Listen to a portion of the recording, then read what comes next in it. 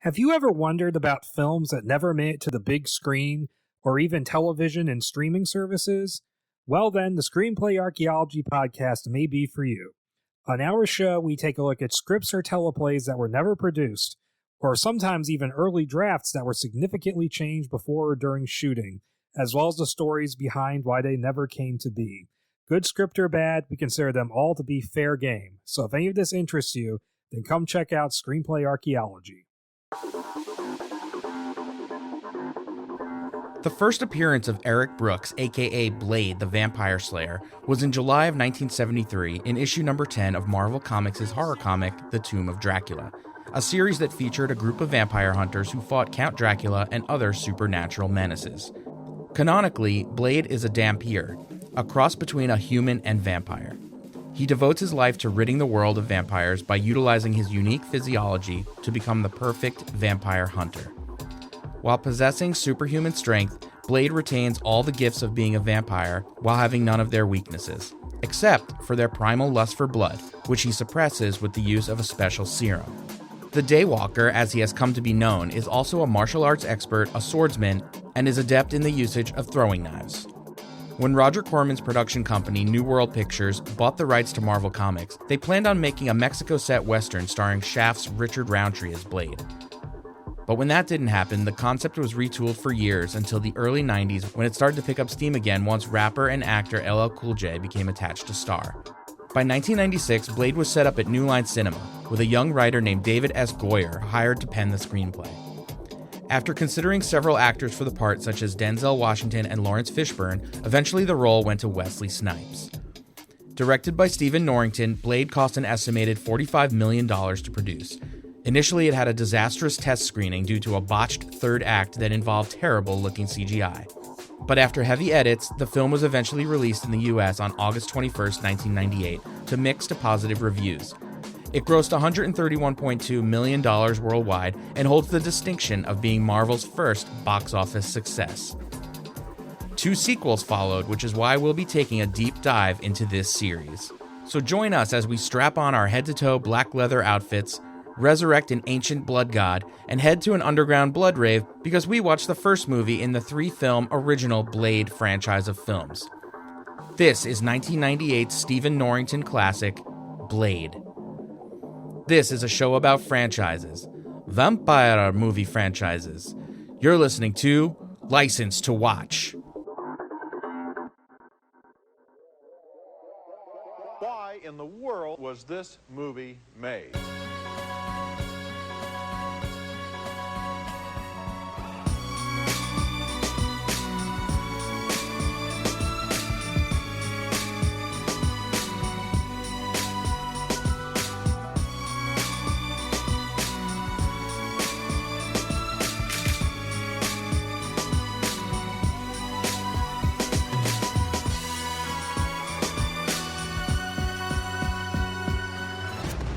All right, so here we are. We're back, everyone. We're talking about a new movie series today. Alien is in the past, although it takes place in the future. It is now in our past. And we have moved on to a Marvel movie series. Is this the first Marvel movie? I think it is. It's our future, and it also takes place in the past now, although the present when it was made. I think this is actually the second. Good reaction. This is the second Marvel movie. Yeah. Do you know what the first one is? What the Howard the Duck. Incredible? Oh, Howard the Duck. Howard the Duck is the official first. I mean, they made Marvel some movie. shit. They made like a shitty Captain America movie. But that those are wasn't TV, right? Yeah. I don't think that was Marvel, or I don't think it. They I mean, had it was any- licensed, so Yeah, I guess it must so. have been. Also, they made a Fantastic Four movie exclusively to retain the rights to the Fantastic. I can't remember which studio did that, but some studio had the rights to the Sony? Fantastic Four, Yeah. and just wanted to retain them in like Sony. the 80s or something. So they had, I think they hired, it was like Russ Corman or somebody to just do a movie for no money. And there's some of the costumes are so funny. It's So did Sony do? If it was Sony in the past, did Sony do that again? Because they definitely did that. I think that's what the Or no, Rise or of was the that Silver Fox? Surfer was. Oh, I think it might have been Fox. What we're I don't know, really but they might saying have is made an studios will actual do movie whatever. because this was an occasion where they made the movie knowing that they would never release it. It's never been. It's like a lost film. It was because it was just this terrible thing with like paper mache costumes and non-actors acting and. Oh There's my also God. the old Punisher movie with Dolph Lundgren. There you go. Oh, That's yeah, a Marvel that's true. movie that's definitely old. Dolph. And then they did another one of those too. But Yeah, so this is not the second Marvel movie. This is like the fourth or fifth Marvel movie. they Well, did. let's put it this way: this is a first hit. I think. Yeah, Yeah. definitely. This is the first Marvel movie that wasn't an enormous goddamn flop. They did TV movies with Bill Bixby with his Incredible Hulk. Yeah, Did you guys ever watch that? the movies. No, the No. show. I watched the show when I was a kid. That theme song is so good. What is it? That thing? Yeah, yeah. It's a, So like at the end of it's a it, melancholy piano. yeah, it's so good. It is though. It doesn't seem hulkish, I know. And it's just like he's always like hitchhiking to the next town. Yeah, that's the best. It's because like his life is sad because like he keeps hulking out and like having to move on to a new town. So like, Yeah, if you had some exciting Marvel music theme, that would be like totally like da, da, da, da, da. He's like heroically hitchhiking sadly to a new town. I love the attitude that the 70s had towards like what the Incredible Hulk was. Like, he's just got to keep moving on to the next town. It's basically just kung fu. It is. I mean, that was pretty much like they probably didn't even ask like what is this comic book about. They're like, oh, TV show. Yeah, we know how to do those. It's basically a guy goes to the next town and helps the new people with problems. It worked for the A-Team. It worked for Kung Fu. It'll work for Incredible Hulk. Yep. Anyway, let's jump back in. The movie, of course, that we are talking about is Blade. Blade, the vampire daywalker. Who is this actor? I just need to know who this douche bro is. Isn't he from Resident Evil? Doesn't he? Oh yeah, I think you're right. He's like the guy that gets turned into a hunter. He's definitely like Dennis Quaid's brother. or okay, something. you know who? You know what it 'cause looks he's like? definitely not Randy Quaid. Oh my God. Dennis Quaid and Bill Paxton have a son, and it's him. Together? Whoa. Look, I don't know how they do it, but but that's what it is. That's what that guy looks like. I just like his outfit, the like red windbreaker, and then he's got like the Kangol, like Kangol cap. This movie came out in 1998, and there are some very 1998 things about this movie. This was a vibe. Like, I would go to that. Yeah, this was definitely like this is what you did when you were, He's really enjoying it up until he realizes like they're all about to like eat blood. he even eats some blood himself. It's like for some reason. red liquid falls in Yep. your hand. The first thing he does is put it in his Like, mouth. what does it taste like? Yeah, nice. Wait, what is this actor's name again? He's getting a blowjob right there. I never noticed that before. Logue. Never noticed that until right now. Until like the last time I watched this movie. Oh, okay. Yeah. You were probably too young to understand what it was. It's like that girl looks very sleepy. Yeah. She's oh sleepy. my God. Yeah. Watching her, and I was like, this girl's on drugs. Oh no. Was she always on drugs? So do you think? Okay, now I am gonna reference what we do in the shadows. You know how to get high on drugs, they have to drink the blood of people who are high on drugs. Is that? Do you think that applies to this vampire universe or all vampire universes? Where are we at on that? Does anyone want to weigh in on that? I don't even really know. What you're That's I think it's so. an interesting question. I just assumed, they were all on like ecstasy of some kind, and that like vampires, like humans, could just get high. get high. Yeah, it but I seems guess like- maybe not. It seems like to me in the Blade universe, vampires can consume things that aren't just blood. But in the What We Do in the Shadows universe, if they consume anything that's not blood, they like puke.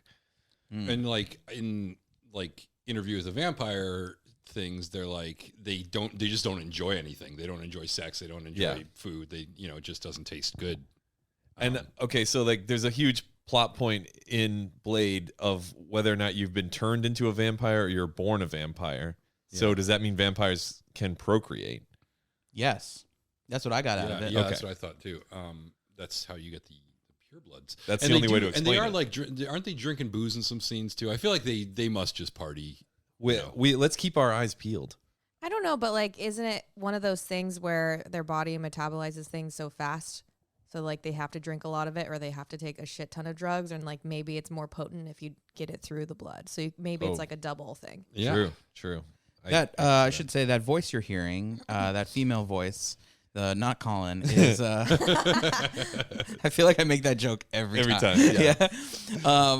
That is our fourth time guest. This time? No. No, it's like I'm Can you here name every all the time, you just movies? don't know. Wait. This is a bit. Can we guess the movies that she's been a guest on? Batman and Robin. she closed out Mission Impossible for us. Right, and I think she closed out Star Trek for us too. Yeah. So Yep. and Batman and Robin, she was the closer. Yeah, too? Batman and Robin. Yeah. Holy I'm crap! the closer. So this is the first time you're in the opening act of a movie. I Wow! know, it's a big day for me. Wow, Thanks the for opener. recognizing it. Finally, someone says something. Chandler Smidt is here with us in studio for the first time. Whoa! Yeah, first time. Oh, that's right. I got to see how tall Harris is. Insane. Yep. Very It's tall. true. The rumors are true. The rumors are true. Oh man, I'm sorry. I always feel Harris let me play basketball with him, and I always just try to get him to dunk, and he's like, Yeah, Colin was throwing me like lobs, like DeAndre Jordan lobs above the rim. That then I would have to like run under like a wide receiver and catch over my head before I fell out of bounds because there was just no way I was going to meet at the rim. And he was like, "I'm trying to throw you lobs. I'm trying to throw you lobs." And I was like, "Just throw me a pass and we can get a layup." We kept him not scoring on like 2-on-1 fast breaks because Colin's like just launching the ball in the air. They were like this is also after like several minutes of watching me play and knowing full well that I never leave my feet. Like I don't even run. I'm just hoping It's all one about day. looking cool, obviously. Yeah. See, no, I definitely don't look cool when I'm lumbering down the court. Like, there's nothing makes you look less cool in a basketball game than never jumping. To be fair, they were catchable passes. They were, none of them led to turnovers. None of them led to easy buckets either. No turnovers. Let's focus on that. Oh boy, God, there's so much to break down in this movie. It's so good. There's so much good stuff. it's another perfect film. It's pretty good. I'll start with the bad. I think the CGI, like when he kills a vampire and they turn to a skeleton, that hasn't really aged well. No, or the blood god. The at blood, the end. like any of the That was CGI blood brutal. is not good. The CGI in the end is way worse than the skeletons thing. The practical is really good though. The practical is Yes. excellent, yeah. And the CGI skeleton thing, they go pretty fast. So Yeah, it's not like it's not the end terrible. of the world. The fighting is really good. Oh it my holds God. up. There's a lot of really good fight sequences and a lot of good fight choreography, and also they pick good. Yeah, there's a little fist pump, which was such a. Did we talk So about this in 90s. True Lies? That it's such a '90s thing for people to fist pump. Yes, after they do something in Yeah. movies. But like, I also think the locations of a lot of fights. Like, you have this first one that's in a meatpacking rave type club situation, and then morphs into this shower. Weird. Yeah. What is this room for? Is this to shower? Hosing down the hogs. Yeah. Okay. Like a livestock shower. I have no idea, but like most of the fight scenes and action sequences in this have like their own little sort of unique sets, which I always think is an important element of action. When he lights that guy up, that looks sick. Oh yeah. Did you guys notice that when this guy's being led in through the back kitchen area where there's all the frozen like meat and stuff, he notices there's actually like human bodies. Yeah, there's Yeah. like people It's like, strung wait, what up in was body that? bags. That's how they got the Yeah. blood to put in the sprinklers. Oh yeah. Is what I. Yeah, That's the But I impression think that it's got. funny that like he sees that and is like, wait, what? And She's like, just- never mind that. She just yeah. kisses him. You know what's Yeah. really interesting about this scene though is I was like, they're very calm when they walk in and they're like, put that guy out. Right. And then later on though, it's like, oh, we own the cops. And I was like, oh, Yeah, that's why they're exactly. like, this is Like, oh, whatever. another one of these fucking vampire put that rave guy club out. fights Jesus again. Christ, another thing we gotta Not clean again. up. Yeah. There's a lot of questionable cop activity in this movie. Like there's a part coming up when they're escaping from the hospital and the cops are just opening fire on them. And he's got a hostage. he's got a hostage, and they're just like, shoot her too. Yeah, they would not We do don't that. care.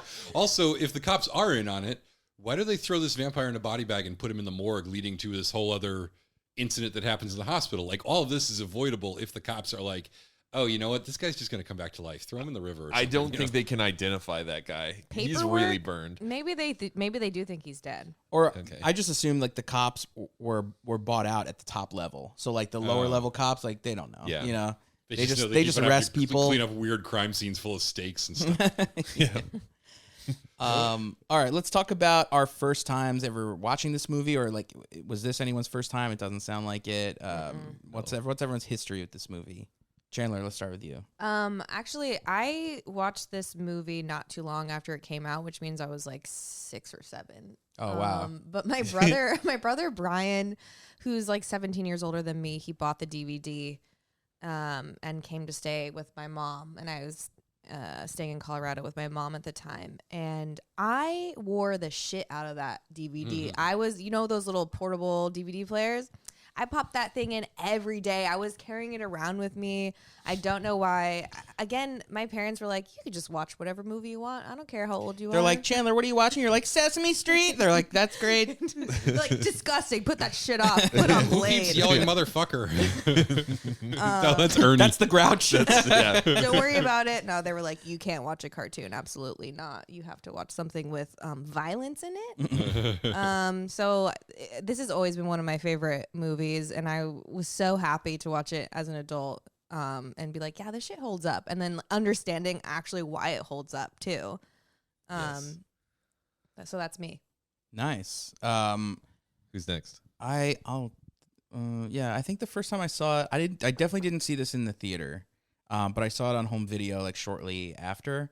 I remember there was like a couple of things from this movie that me and my friends would quote all the time, like weird stuff that probably other people don't quote. Like actually this part right here, when he opens the body bag, he goes, "Oh man, that's rank." We used to say rank all the time.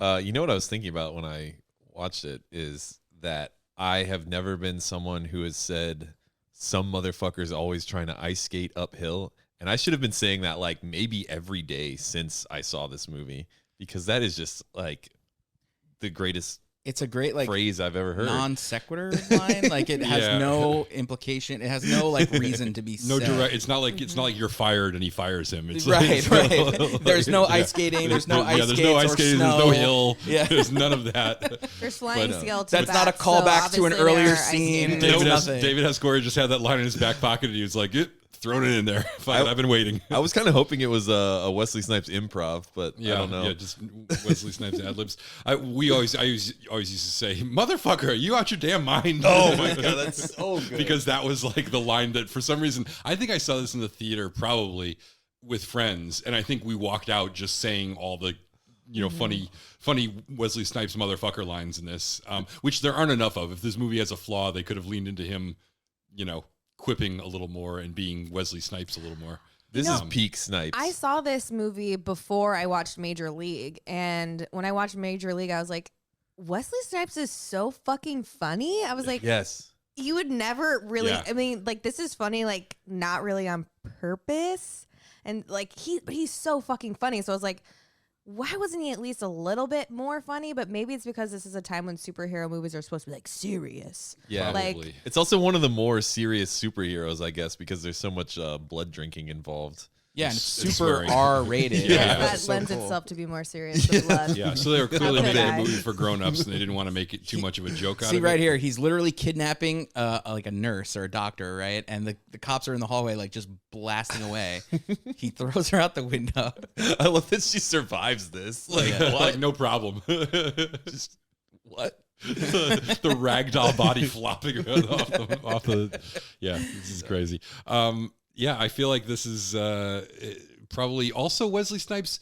This was sort of on the cusp of him doing like action exclusively, where he was just doing like martial arts movies. I feel like the 2000s were all like The Art of War and all these like just fighting movies that weren't that good. And I don't know, maybe it's like a Bruce Willis thing. Bruce Willis is another guy who just like was really funny and then started taking himself too seriously to be like, even if you did stuff like The Whole Nine Yards, he was playing the straight man who was a tough guy in that, for comedy rather than lean into his sort of natural comedic ability. Because Wesley Snipes really, I love to see him in Coming to America too, because it was like, why hasn't he been doing this all along? He's so Yeah, funny. it's funny you say that. It's almost like they get to a point in their career where like comedy is beneath them. Yeah. Like they're Yeah. so big that they can't be in comedies anymore. They have to only do like the thing that they're known for, which is like kung especially fu if it's or whatever. martial arts and it's Yeah. like you're an action badass. I think they kind of are like, well, I got to just do this now, For some reason, it's like they think that doing drama will show their range when really like comedy is much harder. And I think maybe more recently, like people are actually realizing that. Yeah. Well, think of how many comedic actors cross over and do good drama work, and how few great dramatic actors do the same thing. It's very rare when you see a dramatic actor finally do a comedy, and you're like, oh my god, like Daniel Day-Lewis is hilarious. It's like just not, you don't see that a lot. My favorite is when they're unintentionally funny, but like they just roll with it. Like I feel like Liam Neeson is Yeah. really good at being unintentionally funny. Case in point, like Leslie Nielsen in The Naked Gun, like he plays the straight man in that, Right, but like right. he is so fucking funny to watch. Well, they said a lot of times Jessica Walters, who's on Archer and who is the mother on Arrested Development, they said a lot of times they would have to explain the jokes to her. Yeah. Even she'd nail it with a perfect delivery, but then she'd be like, "Why is everyone laughing? I don't get that joke." For me, I think though this is a little bit of a difference of opinion here. I think the best way to show your range is to do westerns. Oh my god. He was waiting. He was waiting so patiently. I just want to compliment you, my Colin. God. Not on the joke, but on how patiently you waited to deliver Oh, it. yeah. He's like, Chandler said range. I got one. I got it. I got it. I got And it. he tried to I got cut it in a right couple off. of times, and, I was like- he kept on waiting. He kept on waiting. Oh, I gotta say this. Why I felt that way, I don't know. But. Oh, by the way, I read that Whistler was developed as a character in like 1992 by David S. Goyer, and this movie obviously wasn't released until 98. And you see this character first on the animated series, but the animated series character is based off the development of this movie. And they thought he was going to be played by John Voight. I think it was either John Voight or They really wanted Robert McGowan from The Patrick. Prisoner, Patrick McGowan from Yeah. The Prisoner, to do it. yeah, that would have been cool. John Voight, I think. I mean, this guy is a total. Christopherson is like a John Voight type. Yeah. They're like from the same era, the same kind of look and feel. Yeah. He's great. Although he looks like more of a badass than John Voight ever did. What year was Varsity Blues? But this was the time when John Voight was doing stuff like that. He was in Anaconda. He was but like, he never looked like. No, like no. I would never have been afraid of John Voight in a movie. Mission like- Impossible was the yeah, other one Mission he was in. Impossible, Yeah. What year was He looks Varsity like an older Blues? guy. Varsity Blues was like 2000, I think. Oh, okay. So that was 99. after. This is like the John Voight redemption tour. It was like his big I comeback. feel like John Voight is like campy villain. Yeah. Yeah. You know? Yes. He is a little campier than. He plays Zoolander's dad in Zoolander. But what was also. Chris Christopherson doing at this point? Like, I pretty much only know the only other thing I know that he's in is that what's the remake that they Star just is did? Born. Star is Born. Yeah. What about Payback? Payback with I'm Mel- always telling you, we gotta watch God. Payback. Oh, we gotta watch Oh, that. it's so good. Payback? Mel So Gibson. you're saying he can play tortured, which this character is. Yeah. All these characters are so fucked up. They really do emotion well. I was very pleased. I was like, your life sucks, and I love to see it. Hold up, real quick. Do you guys see that actor who's like in the light right now with the longish hair, red tie? They'll show a close up of him again. So I we're know watching. Udo Kier. We're watching the boardroom scene with all the like head vampire dudes. And Udo Kier, yeah, he plays like the lead. What's his name? Kitano or something? Dragonetti.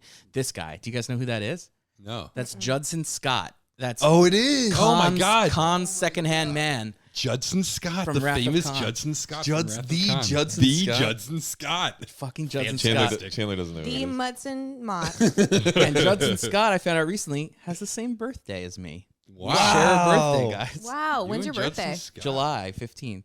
Does that make you a Cancer? It sure does. So terrifying. Cancer to this podcast. Terrifying. What do we think Blade is? I don't know his birthday. We had to guess his sign. He's a Scorpio. Oh, He's yeah. gotta be. He seems like a Scorpio. Oh, yeah, scary on the outside, crybaby on the inside. Yep. Fucking Okay. killed That's it. I can see it. Yeah. This could be a new bit we can work into every episode. Guess What's the their character's sign? Yeah. Please, Guess the character's side, not the actor. I was going to suggest that you do this. Yeah. Oh, I just noticed that vial of blood that they have on the table for everyone to like dip into, and of course, Yeah. no one's drinking blood. In case your energy level is low. Yeah. This is the first time, and really the kind of the last time in a lot of ways, that I remember Steven Dorff in a movie. Like, and I remember when this came out, and he's got like kind of this, K-pop heartthrob look going on, and it was very like, just K-pop. the hair, like the I kind get of floppily eccentric hair, Yeah. and the tight. A suit clothes. jacket made of pleather. But I remember this is like very much like what a lot of men were trying to look like in the 90s. But one of the big reasons I love this movie, because I was like probably a junior in high school or senior in high school. And I remember thinking when he takes his shirt off at the end, I was like, oh, look, a skinny guy with a lot of body hair. Because like usually in the movies, all you ever saw were like jacked dudes with like wax chests. I was like, oh, maybe that look will become cool. And like fingers crossed, maybe. And it didn't really happen. I love to see myself on screen, finally. Yeah, finally somebody's representing me. I Skinny, thought pale that- white guys. With, I had that same thought during the Pearl scene. Oh, no. oh, giant boobs. Maybe that'd be cool for men. Yeah, exactly. Look, I think Deacon Frost is the most iconic Blade villain, although the other ones are pretty iconic. Parker Posey, Morbius? Morbius, is he a villain? Yeah. Dracula. No, I mean from the movies. Do you know there's a deleted scene at the end where Morbius shows up in this? No. Yeah, that was the last shot of the movie. It was supposed to, they have like the outro where they're in Russia or whatever. Yeah. It was supposed to end right after they climbed out of the manhole, and she's like, "Hey, I can cure you," and he's like, "I don't need a cure. I'm going to keep on doing this. I got a job to do." Right. And then she points, and the camera like snap zooms to a building where Morbius is standing on the top of it, and she's like, "Well, it looks like you're on the clock," and he's like, "Motherfucker," and runs off after him. Oh wow, did they film that? Yeah, the director actually played Morbius. It was like in a very big costume where you couldn't really see his face and stuff. Right. Yeah. I wonder why they cut that. That's so cool. Also, the ending of this movie, the final battle with Frost, was something totally different, and they shot it and started doing VFX on it and didn't. So there's some alternate scenes in this that you can find online. I haven't watched it, but I know. Well, I think at the end of some of those, it goes right to the Morbius part. It's really not. Yeah, because the original, there was no sword fight at the end. He just turned into like a blood tornado basically. Yeah. Whoa. And then every once in a while, his face would pop out of it. It looked dumb. Very dumb. Blood tornado. Yeah, Blood Tornado does not look as cool as you'd think. Blood Twister, as we like to call it. I like the handshake between. I like that too. Him, Blade, and the apothecary. Pawn shop owner / apothecary. His garlic guy. His garlic guy. Yeah. Well, doesn't he get the serum from that guy too? Yeah. Yeah. Why doesn't Whistler make the serum? Because Whistler's not a chemist. He's not an apothecary. Yeah. Okay, got it. He doesn't have the license for one thing. Yeah. Okay. Why have I never seen this woman in other things? That's a great question. I don't know. She's not bad in this. I mean, pretty good. She's not a standout or anything, but I think she does. like, how are you gonna be in a movie with Wesley Snipes playing Blade and like steal a scene? Like, how do you do that? Oh, there's his meditation, his Buddhist stuff. Yeah. Gotta have that in every movie. I love the later in the end when he's got the incense going and he's like smelling it, and then he just like knocks over the whole table and then cuts the roots off of his plant. Yeah. Yeah, I didn't understand the cutting the roots off of the plant. I figured it must mean something. Because his roots are vampire roots, but he has to like he's Blade. It was just really It was just symbolic?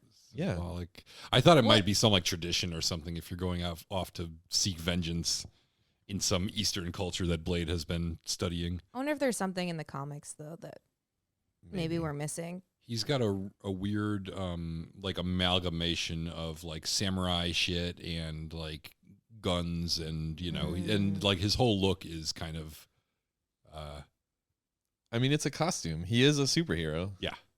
It's just his costume is like his costume is so sick. Yeah. Holy shit, he looks seatbelts so on fucking seatbelts cool. on seatbelts. When he catches his sunglasses at the end of the movie, I was like,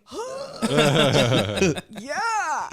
Because you don't even think about the fact that he's constantly wearing sunglasses at night and indoors at night. Because Is he wearing contacts, by the way? To make his eyes. His eyes are very light. Yeah. I'm pretty sure. I'm not 100% sure, but it seems like he is. The woman who plays his mother, she's like briefly in this movie, Sana Lathan, yeah, she's in a lot of stuff. Oh my god, she's by the way like timeless and ageless. Yeah, right. Holy shit! I was like, you have are not some aged. kind of witch. Maybe you are a vampire. Because holy shit. Yeah, what I love is like how she's that method. She like went to Romania to like find a vampire. Moscow. Yeah, just like the hairdo and the earrings and the facial expression she has when she's like, dying, giving birth to him versus the like whole vibe she has when she's trying to seduce him. Yeah. Didn't really understand that scene. When she's evil. Why are dudes always trying to fuck their mom? His mom was trying to fuck him. Yeah, I don't think we could put this on him. But he saved her. He saved Karen because she reminded his mom's him of name his is mom. Karen. That's like really funny now. No, his mom's not Karen. No, she's the lady. Karen. Oh yeah. Yeah. I'm sorry. Damn. But she's not really a Karen. Yeah, no, just someone being named a Karen now is like, yeah, I don't know. unfortunate. Yeah, unfortunate. Yeah, doesn't age well. Hey, before we're starting to get into plot heavy stuff here. Should we just who's up to cover this thing? God, it's me. Harris. This is gonna be bad. He put on his glasses, Ready, yeah, everybody. so I He's can- ready so I to can- fucking rock. So I can reference. Harris has never Wikipedia worn his as glasses for necessary. this podcast. This is a treat. I'm thinking my eyes are getting worse, and I didn't want Chandler to feel bad. Oh, because I'm the only one wearing glasses. How did you know she was gonna wear glasses? Like you she have wears contacts glasses. also, but you have contacts also, don't you? I do. Yeah. So you Yes. didn't know? It was a 50-50 Took shot. a swing. I guess. Yeah. Okay. All right, You can we take ready? glasses off, by the way. I got it queued up. All right. Harris is going to go. Here we go. 2 minutes on the clock. On your mark. Get set. Go. Okay, so there's this pregnant lady, and she gets rushed into the emergency room, and she's been mauled by an animal, and then a baby's born, and the mother dies.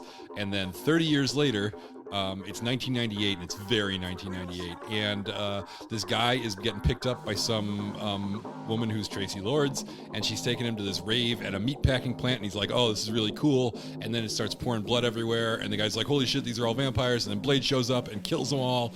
And then one guy he leaves alive and burns him half to death. And they took him to the morgue, and at the morgue he comes back to life, and he kills the doctor, and he bites his other doctor. And then Blade shows up to kill the guy again, but the guy runs off, and then Blade realizes his doctor's been bit, and he's like, takes her back to his guy Whistler, who's like his mentor guy, and he's gonna have Whistler try to save her because she's been bitten, but she might not have turned yet. And meanwhile, there's this other guy who's like this young vampire who's like a turned vampire, but there's pure blood, like executive board of vampires that run all the vampires in the world, and he thinks they're old, and he's like, people are our food, and we should be farming them, not fucking making peace with them.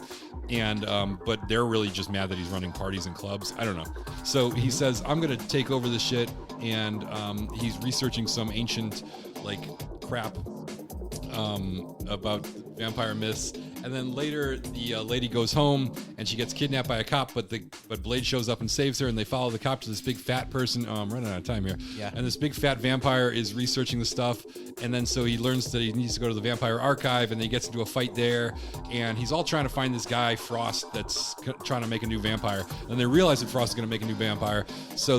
But Frost needs Blade to do it. So they kidnap Blade and this doctor lady, and they use Blade's blood to make this vampire god.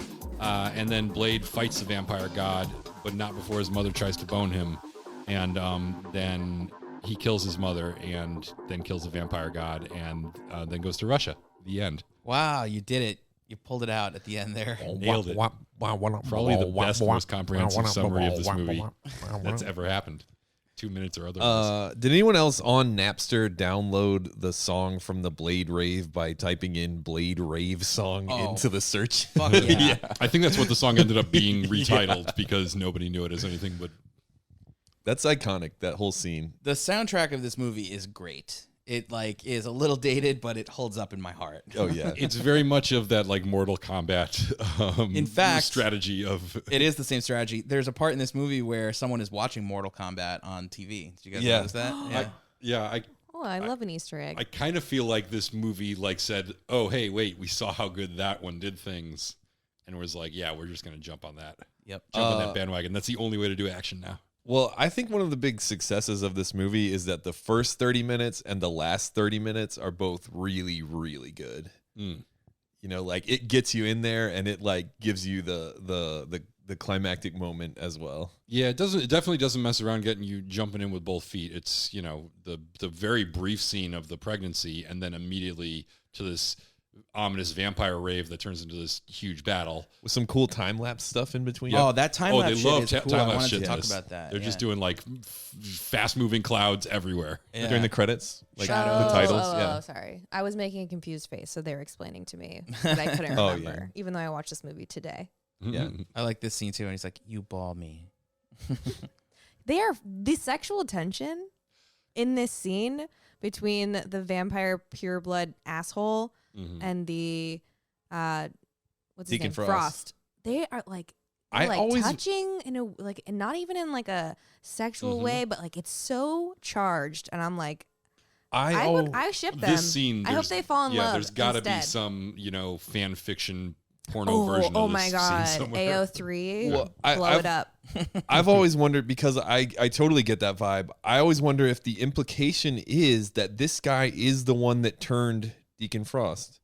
Why would he slap that him? would be interesting. I mean, that's I the don't only way it think makes so. sense. I don't think he wants vampires to be made. I think he wants them to be born. Also, love that shirt, by the way. Just a really nice shirt. Timeless Good shirt. texture. But that good makes scene. that no. I think that helps my point because this is like his shame. This is like the son he's ashamed a of. then. legitimate son who he wants to. You know what I mean? Yeah, they're gonna kiss right now. And maybe They're he's gonna like, kiss. Come on, this is exactly how you shoot a scene where the characters kissed at the end. Or maybe to your point, he made him, and he's a big fucking disappointment, and it just cements the belief Maybe that it's they just shouldn't another be. incest thing. I don't know. I think that this guy, he says it later. He's like, "Oh, you never saw Sunset, did you? Because you're a fucking pureblood." And Right. it's like, "Oh, he's jealous of him." yeah. Oh yeah, he definitely is. But I always think that's funny when they talk about like not like missing seeing sunsets. When I'm like, you guys have TVs. That's when I see the sunset. Yeah, like so if You too could put on sunblock and motorcycle helmets. So yeah, if you take a camera and just take a video of the sun and you get a big enough TV, can you like harm a vampire with That that? is a good question. Or is reproduced sunlight? It's not the same wavelength, right? Or is that?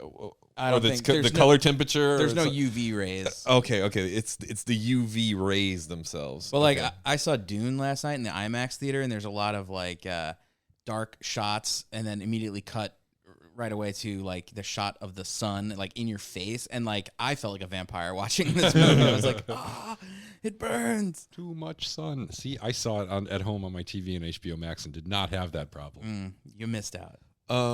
What I think would be great is like a vampire character who's really into like those like 50s like surf musical movies, because like to me the outdoor like surfing and like singing for no reason vibe is like an opposite vibe of a vampire, but a vampire could be interested in that hypothetically. So what you're saying is you want to be the first one to make the vampire beach party movie? Yeah. Okay. I'm trying to think of a name of one of those movies. Like It would be Vampire Beach Party. Vampire beach party. Right? Colin, we don't see eye to eye on many things, but I'm in for this. I'm in all the way. Buxom beach babes in Vampire Town. Every once in a while I have an idea that Harris is like, oh, that kind of makes sense, I guess. Yeah, the violence in this movie is awesome. Like, I so love that this movie is R-rated, and they really just go for it. All the blood, like every time someone gets bitten, it's like super bloody and nasty. Blood just Well, squirts it's like out. a horror film. It's Yeah. like a superhero horror film crossover, which is two of my favorite genres. And same with not the soundtrack, but the score. The score is like you're watching a horror film.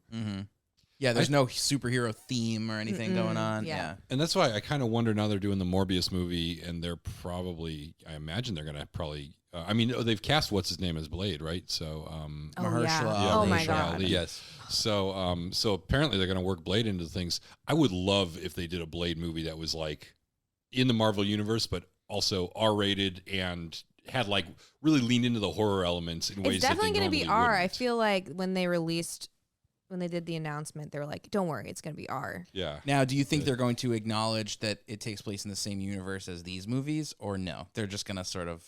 Oh, I think they totally should. But I think they Can they, though? Like Mahershala Ali is what, like the new Blade or something? Like he's been passed it? as these Wesley Snipes movies? Yeah. I don't know. I mean, maybe Wesley Snipes can show up in a cameo as his That's mentor. probably what's going to happen. Wesley Snipes is, he still looks good. He could still be Blade. The best would be if Whistler was still played by Chris Christopherson. Is he still alive? Yeah, I think so. He just looks Yeah. exactly the same. It's This- me, Whistler. This is a funny scene where she's freaking out about the cop, and he's like, "Yeah, why are you being suspicious of me?" When she should be suspicious of him, but also he's got a good point. She was abducted by a leather trench coat wearing black vampire samurai, and that's the last time anybody saw her. And cops would check up on that, I think, Yeah. even in this universe. No. It's like, oh, she got away. Let's get donuts. No, sorry. We were talking about Blade's We costume weren't before. able to shoot her. We weren't able to shoot her. Let's get I donuts. think she No, that's survived. Let's awful. get out of here. Oh, fuck. There's his costume right there. Look at that shit. It's awesome. It's just like 3 seatbelts, a bunch of knives. 3 seat. That's what they look like to me. Buckle up, motherfucker. I realized in the previous scene, underneath the vest, he has another jacket on. So I don't know how many layers this whole thing is. It's all about layers. I love his neck, weird back of the head tattoos, and his haircut. Oh, This is before head tattoos were a common thing. Yeah, the tattoos are great, especially later when he goes shirtless and you can see the tattoo goes like all the way down into the shoulders and everything. he's almost got a Simon Phoenix haircut, but a different color. Mhm. Yes, very similar. Oh, Simon Phoenix versus Blade. Now that would be sweet. Oh yeah. That's the fan fiction right there. I like that they made up a whole system of hieroglyphs that vampires use. And the language, they speak it too in some scenes. Oh, I thought that was like just another language. Oh, They made up a vampire language? I thought it was vampire language, yeah. The subtitle said it was Slavic. That makes sense. Eastern European, something, yeah. Oh, yeah, because Dracula. Yeah. Okay. Because Dracula. I feel like that's the explanation for a lot of stuff in this movie. Like, yeah, why did they do it? Oh, because Dracula. Daddy vamp. Don't they do that eventually in this movie? Like, isn't Dracula the villain? the third in, like, one, The yeah. third Yeah. one, yeah. Inevitably, all roads lead to Dracula when you're talking vampires. Because Dracula. Yeah. I always thought when I was a kid, Dracula was a very confusing word for me because I always thought it started with a J. Huh. What? Dracula. Dracula. Dracula? Dracula. Like Dracula Park? Before you Did you think drum was spelt the same way? I did think drum was spelled the same way.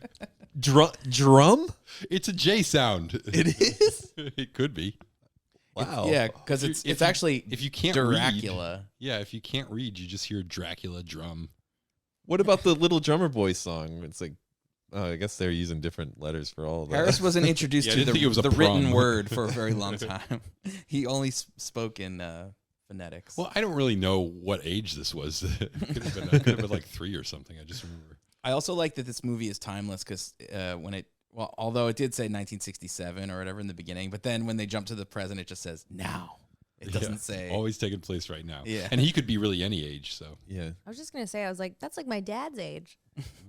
He's obviously carrying a sword out on the street with like a He was lot of just- people New York. around. he was just beating up a cop in the middle of the street, a uniformed Nobody gives a police shit. officer. There's a He's kicking the scene crap out later of in him. this movie where they're in a park, like a garden, and the one, what's his name, Stephen Dorff is holding like a small Asian girl, like Yeah. above the Like, ground, like by her neck, and he's got a gun in his hand, and people are just walking by. Yeah. Oh, they must be filming a movie. I used What to a like to go city. to that park. Yeah, the fact that Deacon Frost is really into putting on. creepy smile. Wait, what? Yeah. When Blade smiles, I would be worried. It looks like Yeah. it hurts him. Yeah. Yeah. Yeah. Like you good, man? Yeah, I love here's some of that. that. Here's some of that ramped up time yeah. lapse photography. Yeah, this looks like ass. I'm not gonna lie. This is there was a very music video-y element to this movie too. Like a lot of stuff. Just that they picture the did. Benny Hill theme song going on right now. Yeah. I like that shot though. There's a shot of a vampire feeding on some poor woman. Yeah. And it's just like reinforces. Yeah, this is just this world. A lot of it going on. If you pay attention, that shit's everywhere. Is what it Yeah. really is. Mhm. I like that there's always papers flying around in alleyways. Oh, And he's got a badass car and a It's badass all motorcycle. film noir, Oh. hard-boiled detective, gritty drama. This is one of my favorite scenes coming up. The musical act that they're all watching, Oh yeah, the teenage Japanese rappers. who are they're like all out of key, out of tune, Yeah. like just kind of saying stuff in high pitched foreign language, and it's like everyone's riveted. So like let's say I'm like, searching for like places to go. Like maybe I've met someone and we're about to go out and I'm like, oh, I really want to impress them, and so I'm looking around town for like hot nightclub spots, like cool restaurants and stuff, and I find one that like might be really good, like a really good one to look into, and it has a vampire hieroglyph over the door, and I don't know what that means, and I like Must be a Jewish thing. oh my god! Why would I? What?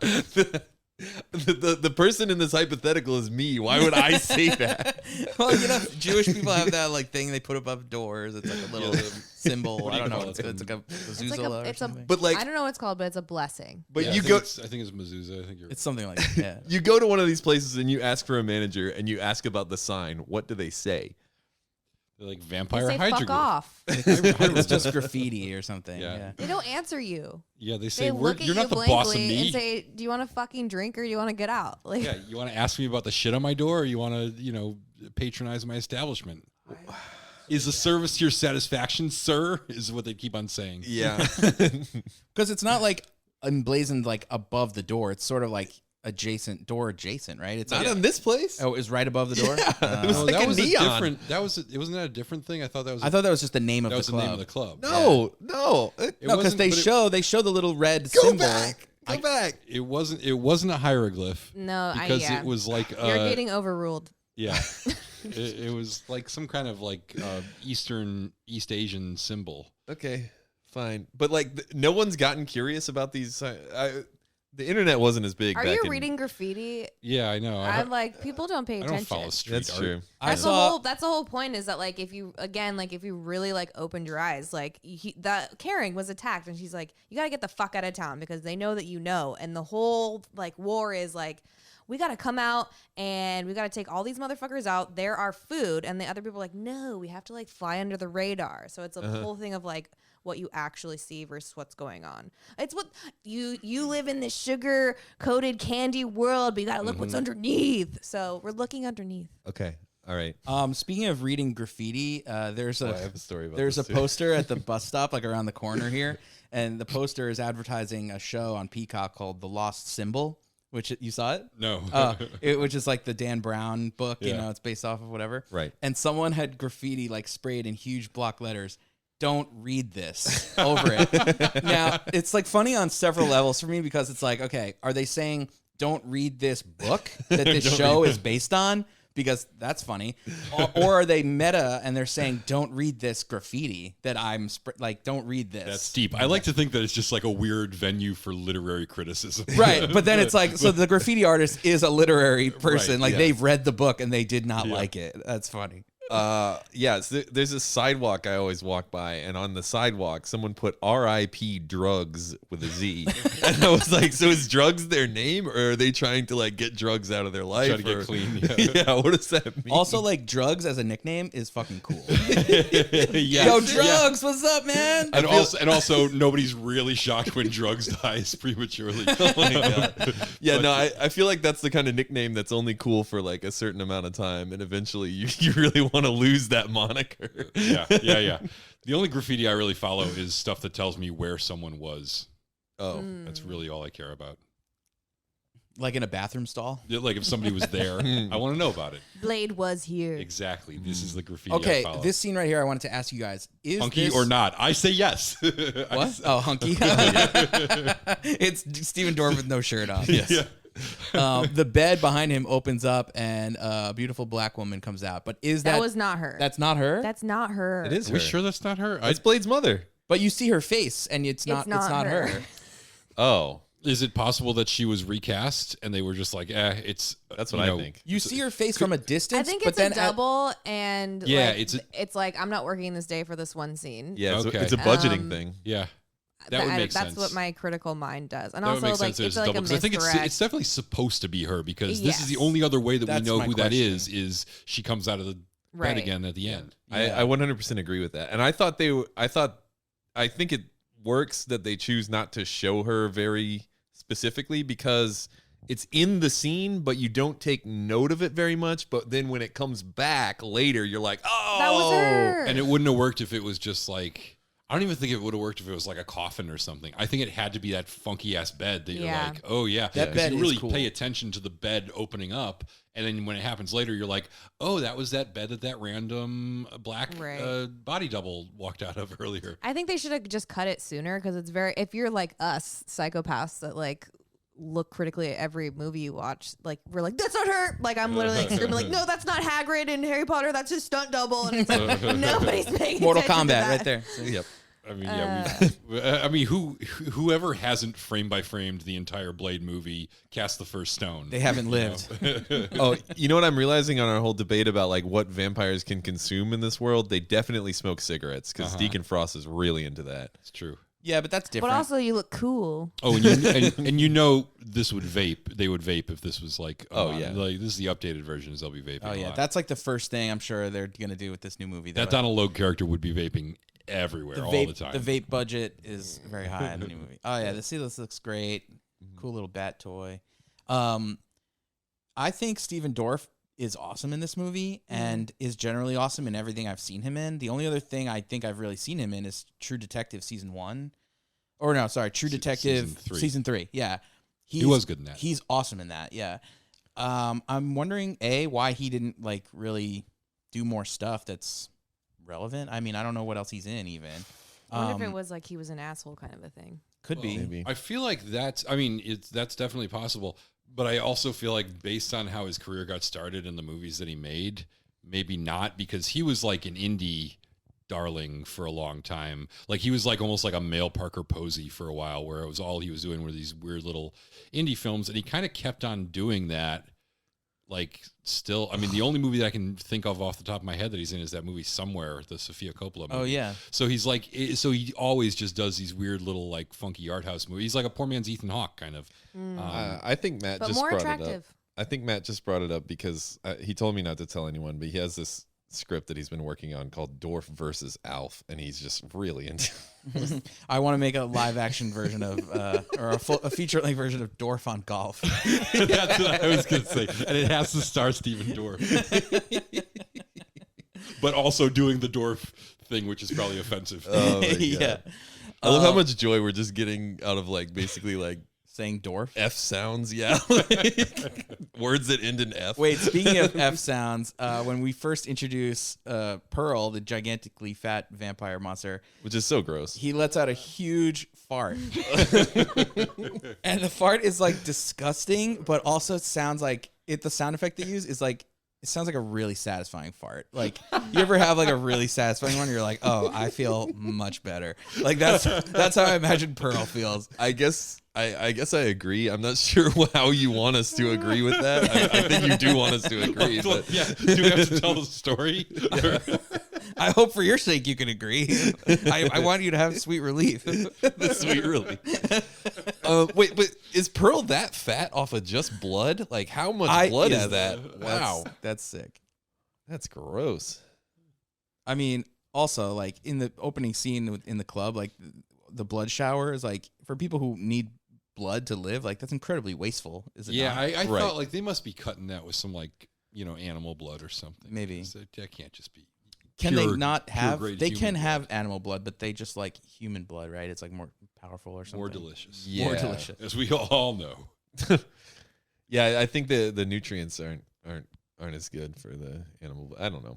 This whole scene is awesome, and it's just, like, so creative. Like, why is Pearl so big? It's like a human being can't get that fat. Well, because a they? human beings can, but they would probably not live very long if they did. Well, Right. first of all, you'd never see them until like one They're of those forklifted out of their trailer. Exactly. Yeah. So, And yeah, like I have a lot of questions. They don't answer like whether or not like blood drinking alone can get a vampire that fat, or what if he was that fat before being turned? ooh, that's interesting. Yeah. There's a lot of questions there. It's an easy target, basically. Yeah. Yes. Yeah. So now Blade is like uncovering the archives, the vampire archives or whatever, and there's a bunch of like papyrus like all over the place. hanging in double panes of glass in yet another great place for a set piece for a fight. This set is badass, and they like totally destroy the whole thing. Yeah. And like, I wonder if there's ever any viewers of Blade who are like, yeah, I know vampires are evil, so like saving this stuff is not really good, but like they're an archaeologist themselves, and they can't bear to see like old documents destroyed. I kind of thought that when I was watching this. I was like even the other vampires are like blowing the place up and shit, and I'm like, whoa, guys, don't you? They say it. They have it on digitally, don't they? Yeah, Yeah, no but, problem. like- that's fine. But what about the history? Yeah, the exactly. real- Like I the guess I had a logic bump though, because didn't the head pureblood vampire man say that like the text is like you can't translate it, nobody knows what it actually says, but then Whistler later is like, well, I think it says this, and I can't read it, and I was like, wait, what the fuck? And Deacon Frost solves it like the next scene. Oh, His yeah. computer just like well, does it. he has to run it through the computer program for at least 2 scenes because we've seen it. The scene we just saw where we had the question about whether or not it was Blade's mother. Sure. He was running the computer program Yeah, on that. and I mean, he probably has been doing it for a while, but that doesn't explain to me why Whistler somehow knows Yeah, what it knows says. enough of it. Yeah, because Yeah, he I was was like, like, he wait. said it was a dead language, nobody can translate it, and Whistler's like, well, I know a little bit. Like, Yeah, just, I was like, sorry. And we have to assume Yeah. that these vampires are like thousands of years old, and they've probably been like reading and and if trying it's to dead language for them, right. Yeah. And Whistler just figures it out in a couple minutes. Also, like, what 1997 computer programmer is writing software on how to translate dead vampire languages, cross-referencing the old Maybe it was vampire Whistler. languages? yeah, Apparently. he's also a linguist in addition to being a vampire. Well, machine they could be a killer familiar. builder. Possibly, yeah. Who was this young black girl though that was kicking Blade? That didn't make sense to me. I mean, I know he has a savior complex, obviously, but I felt like it would make more sense if it was like a young boy and like he saw himself in this boy and like I don't know. I just like it didn't make sense for me emotionally at all. Like But and also like why other than maybe they just thought it would be neat to show that there were was a young kid that can vampires too. Oh, Maybe. yeah. And kind of gives Blade a moment to be like a nice guy. Yeah, and it makes the audience feel less safe because it's like, oh, yeah, like the bad guys could be anyone, I guess. I don't know. I love that part right there when the guy picks up Blade's sword. First of all, Blade's sword, that mechanism that it has, that where it like pops your hand open, like it's fucking. That's cool. Like Yeah. that's just sick. And the guy's hand explodes, and he's like laughs about it.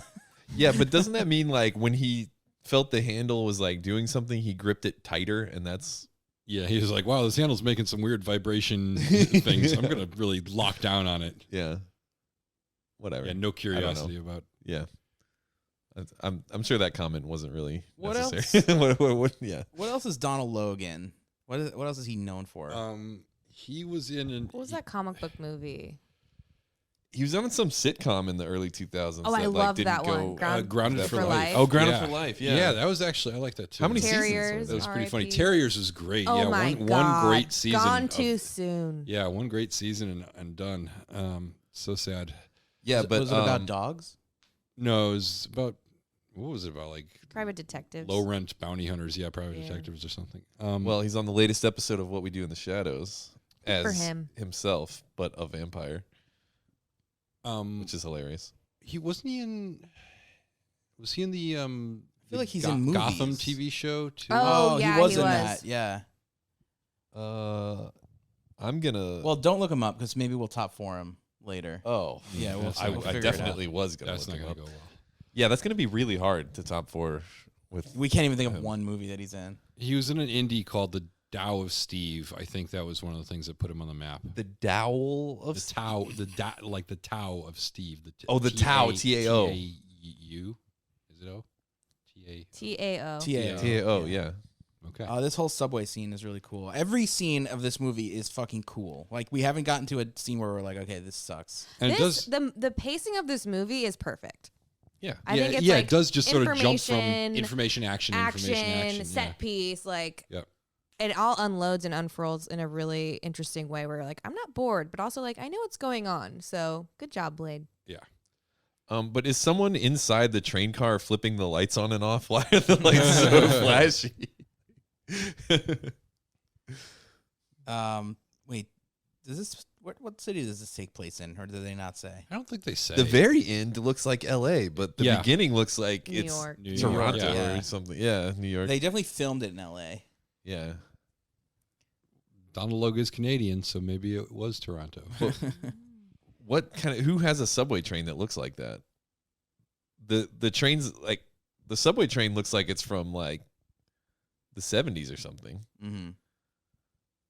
It could have been New York in the 90s. I feel like they didn't update their I kind of like that subway trains. it's like almost like it's in its own world. It's like Raccoon City or something, you know, like Oh, Mhm. cool. Yeah, it's Yeah. cool when they do that. When they like it's supposed to be like any city USA. Yeah. You know, Blade's car is cool.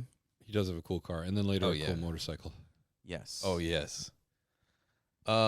Just Wesley Snipes. He really He really did a good He job. really, this is peak Snipes, I think. And it's weird that it's peak Snipes and perfect casting. You know? Yeah. Well, they wanted to cast either him, Denzel Washington, or Lawrence Fishburne. Oh, It has to be. I think Wesley the other Snipes. two would have been interesting for sure. I don't like balk at those choices, but Yeah, they're both good actors. I think Wesley Snipes is like the clear. That looks like a New York subway train to me. Yeah, I think Lawrence Fishburne could have. I think been a. I mean, I think Denzel Washington's the best actor of those three. I think Lawrence Fishburne probably could have pulled it off almost as good. I would pick Lawrence Fishburne over Denzel Washington, even though Denzel Washington maybe has better chops, as they say, or whatever. But Remember, this movie came out pre-Matrix too, Yeah, so no that's- one knew what Lawrence Fishburne was. that's what I was capable gonna of. say. If Lawrence Fishburne ends up being Blade, then he probably doesn't end up being Morpheus, and that's wrong. That's true. Also interesting that I thought that there are elements of, with the sort of the techno music shootouts and the big black trench coats and everything like that. There are definitely some like stylistic elements that I don't know if it was actually that the Matrix was borrowing directly from this movie, or if it was more just like the zeitgeist of the time had certain style elements that they both were learning from. I read that the Matrix wrapped filming like shortly before this movie okay. premiered. So like, because a lot of people were like the fucking trench coats, but really it's just a vibe. Yeah, and that's what I mean. It doesn't surprise me at all that this is just like a vibe going on. The other movie that came out at this same year, also written by David S. Goyer, Dark City, that I think has a lot of the same kind of aesthetic vibe and really way more plot elements in common with the Matrix. Comparisons. Yeah, Yeah. definitely. So I think it's funny that like between Blade and Dark City, two David S. Goyer movies that come out the same year, a year before the Matrix, it's almost like you got like the blueprint for what is going on, and it all probably is coincidence. Harris, have you ever seen or heard of a movie called, I think it's called The 13th Floor? That I've heard of that. movie came out the same year as The Matrix, and it has like a very similar plot. It's about like we live in a what do you call it? Like a Simulation. A simulation, yeah. But that movie like went completely under the radar, and The Matrix was like, I mean, changed the game. the big difference was, and I think the 13th Floor came out shortly after, and it was basically advertised as, hey, if you like The Matrix, this is the same thing. Ugh. And it just like invited that comparison, which I felt like everyone was disappointed when they saw it. Mistake. Also, no, it wasn't a big action movie, which I think is one of the big differences between that and The Matrix. It was and more also, cerebral or something. it was like kind of like a horror drama with like some suspense elements, psychological thriller type version, which when you take out all the gunfights and the special effects, that's a big part of it. And also, I don't remember who was in that cast, but I feel like it was some actress that they were trying to make into a thing. It was like the principal star. Yeah, they were like trying to make her, she had like a hot role in something, and they were like, oh, she's the next big thing. Yeah. And like just sort of, I'm looking it up. Okay, yeah. But but I definitely feel like that was part of people being like, I want to know who. She's not going to be it. I Yeah, feel I like wanna know who that I can guess who it is. I want to say it's like Curious about that. it's like Claire Forlani or someone like that. No. Who's that? She's from I think she's from The Rock. She plays Sean Connery's daughter. Remember that yeah. scene? This makes Oh, sense. she's also in Good Will Hunting, right? No, that's Minnie Driver. Yeah. Fuck. Gretchen Maul. Who am Gretchen Maul From Rounders. Ah, I was yeah, right so there. she got her moment in Rounders, and then they were like, let's put her in. I know another movie with the Rock girl though. Yeah, is she's it? in What's her name? Claire Forlani. Claire Forlani. The other problem, the lead of that movie was Craig Bierko, who you would know him if you saw him, but he was a guy that everyone was like, this guy's a leading man, and could just never like put him over. I'm trying to think of, he was in the only thing I can remember him from is he was the bad guy in Long Kiss Goodnight. Oh. Do you remember? Oh, that guy. Yeah. Yeah, he's so smarmy. Yeah, he is kind of. But they always wanted to cast him as like the leading man in a movie, and it just wasn't happening. I could see it. He's got that quality. He's got the look, and he's a good actor. And oh, you know what else he was? I think he played. Did he play Max Baer in that in Cinderella Man? I don't okay. remember. I remember that. But I think he's good and stuff. But I think between him and Gretchen Maul, they were like, they thought they had two strong leads. Meanwhile, like the other movie has Keanu Reeves and what's her name, who both went on to like have better careers and probably be better. I figured out the actors. Claire Forlani thing and why I thought it was Good Will Hunting. The movie I was thinking of is Mallrats, which also has Ben Affleck, but not Matt Damon. That's right. I forgot she's in Mallrats. And right around the same era. Would you consider the Jay and Silent Bob movies like a franchise? Yeah, of course they are. Are they sequels? Wait, like are you thinking about choosing them? Then no, they don't count. Why don't you want to watch those? Not a franchise doesn't count. that would be a really interesting franchise to cover. Wait, would Chasing Amy counts? Would the Jersey Girl, is that one of them? They're just naming. No, Kevin I'm saying Smith movies. Yeah, I'm saying just any Kevin Smith movie where Jay and Silent Bob appear. They're in Chasing Amy. Right, but are they in Jersey Girl? No. That, I'm kind of asking because I haven't seen Jersey Girl. I haven't seen it. What was the one? What have was you the one seen that's Jersey Girl? Yeah, I have. You have? Is it I good? don't remember. So it's okay. Clerks, Mallrats. What was the third What's the one? religious Chasing one? Amy. No, what's the religious one? Dogma. Dogma. Oh, They're in that Dogma's too? the I remember best that. one, Yeah. And then there's Jay and Silent Bob Strike That's Back. what I was And gonna then say. there's another one. Another There's one. so many. Oh God, it's exhausting. And then to think there's- about them. And then there's Clerks 2. Clerks 2 and soon to be Clerks 3. Yep. Oh, right. What's the other one? They film a porno. Zach and Mary make a porno. Oh, Are yeah. they in that too? That's a Kevin Smith movie? Yeah. Wow, I feel dumb. Yeah, no idea. It's I thought it was a Seth Rogen movie. It's really amazing how many Well, movies he's it's made both. that I It is, just but- don't like at all. Yeah, Kevin Smith's a really interesting one. Like, I feel like our through line for that series would be: has Kevin Smith ever made a good movie? Oh, Yeah. shots fired. No. I mean, I was thinking the exact same thing in my head before he said it. I was just like, I think honestly, I'm going to end up being the one that's more like pro Kevin Smith then, I guess. in a shocking development, you like bad movies. You sort of embody like a Jay and Silent Bob, like If they were combined, if they had a son, if they had a son, You're like Jay and Silent Bob's illegitimate What son. part of Silent Bob are you? like The part that's bigger than Jay. The part with the goatee. The long hair. Yeah. Oh, wait, no. Also, they yeah, both that have long too. hair. Never mind. Are you unwilling to like admit that I might be smarter than the character Jay? Me? Yes, Sorry. I for one am. Harris is like, ooh, this is an opportunity. You know what? Clerks is okay. I did like Clerks. yeah, that's That like the might one. be it. That's the one that got him might in. be it. Jay and then, Silent Bob Strike Back. Once he wedged that door open, he stayed in there for a while. Have you seen any of his modern stuff? Like he did one called Red State. Oh, I've never seen He that. did another one called like, it's like There's- antlers or Oh. He something. did this weird little Oh, horror. No, Musk. that's a new one that's Tusk. coming out. Tusk. Tusk. Yeah. Tusk. Yeah, Musk, Elon Musk. Dusk. Yoga Hosers was a movie. Yoga That's Yeah. a Kevin Smith movie? That was like Yeah. he did a really That's like his daughter. he did a Harley three. Quinn Oh. Yeah, he did like an unofficial trilogy of horror movies. Yeah. That was Like a Tusk, Cornetto Yoga Horsers, vibe. and whatever. Yeah, I have never seen any of those. I actually haven't either. I've also not seen what's the movie he did with Bruce Willis that was like the Oh, sugar the cop comedy. movie? Yeah, Cop Out. Cop I've- Out. I've yeah. seen I've seen that. I That's love a Kevin that Smith movie. movie? Yeah, yeah. He notoriously hates Bruce Willis because of that movie. Oh, Yeah, really? He's so Yeah. difficult to work with. Yeah. Wasn't that Tracy Morgan was his buddy cop in Yeah, that? yeah, which is not the first time that I've heard that, which is But very that's sad. 'cause I love also Bruce the Willis. movie I love that him. sort of killed Bruce Willis as like a A-lister. Like that was like his last hurrah before now he just does exclusively like straight to DVD. I think of action Die Hard movies. 5 is the one that really killed him. I think Die Hard 5 was before. He was on Cop life Out. support. Yeah, it was. Cop Out. Cop Out, yeah.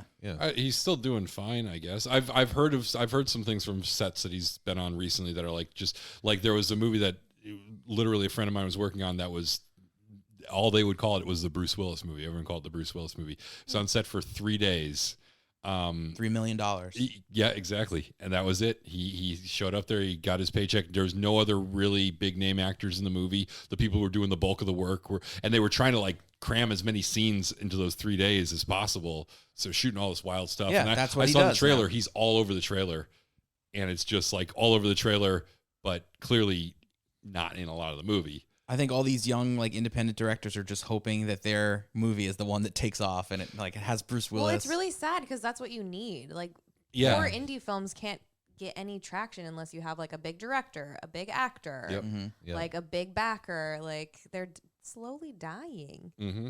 And just having Bruce Willis in your movie will get you I don't know if it's worth it for his quote at this point, because at some point that's gonna his value is gonna be under that. But what you can sell a movie for, if it's got Bruce Willis in it, versus what you can sell a movie for if it did really well at the festivals and got great reviews and whatever, is vastly different. You know. Is anyone interested in seeing Last Night in Soho? Yes. Yeah, I want to see that. But would you be interested in it if it wasn't Edgar Wright and Anna Taylor-Joy? Yes. No. It's a good point. I saw the trailer. Why I saw the not? trailer. I was like, I don't think you would even know it existed then. yeah. Well, if I don't know about it, of course, but like, I think he's saying you're saying that it's like that kind of movie that like wouldn't get a huge release today. The conversation we were having made me think of it because No, I you're think right. you're right. I think, there's tons of movies that I see trailers for that I'm well, like, it's not based off an IP. Or Yeah, it's not a remake. exactly, Or, exactly. that's the same It's thing, only like, getting but- the clout that it's getting because of Anya Taylor-Joy, and she's kind of having a moment right now. And Edgar Wright Edgar is Wright. always going to, the smallest movie you could make is still going to be news to some But do people, people- even though he made Baby Driver. But do people people will still outside believe in him? Do people outside of the film world like care about who the director is of stuff? Like, do they know who Edgar Wright is? I think they care more about the direct. Well, more so now. I think they're getting as big as the. And I think there's talent. certain like there's certain people that do understand that if you like Edgar Wright movie, you know, like I think there's people who don't necessarily know the director of every movie that comes out, but know the people that they know that, oh, I like Wes Anderson. Oh, I like Edgar Wright. So if they see that name, they're like, oh, I know when that person's making a new movie. I use my 80-year-old dad as a barometer for like what the rest of the country, What's hip and happening in the rest of the no, like the layman, like normal person who's not a film nerd, like whatever my dad says about a movie or whatever, like that's what the rest of the country is thinking. It's usually pretty spot on.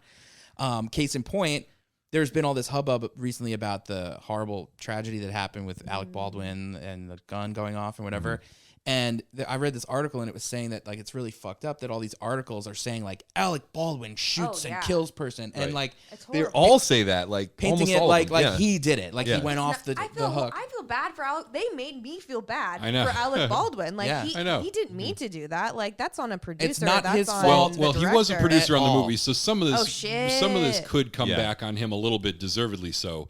But the fact that he happened to be the one pulling the the trigger. one pulling the trigger is the Could have been failure was anyone. everywhere else. Right. You know, the actors are not responsible for knowing if their Right. gun is going to shoot somebody or not. But so anyway, I talked to my dad about it on the phone, and he was like, Alec Baldwin. He's like, what's he doing? You know, why would he do such a thing or whatever? Why would he? Why did Arrest he him kill for that murder. person? And I'm like, Dad, it's not his fault.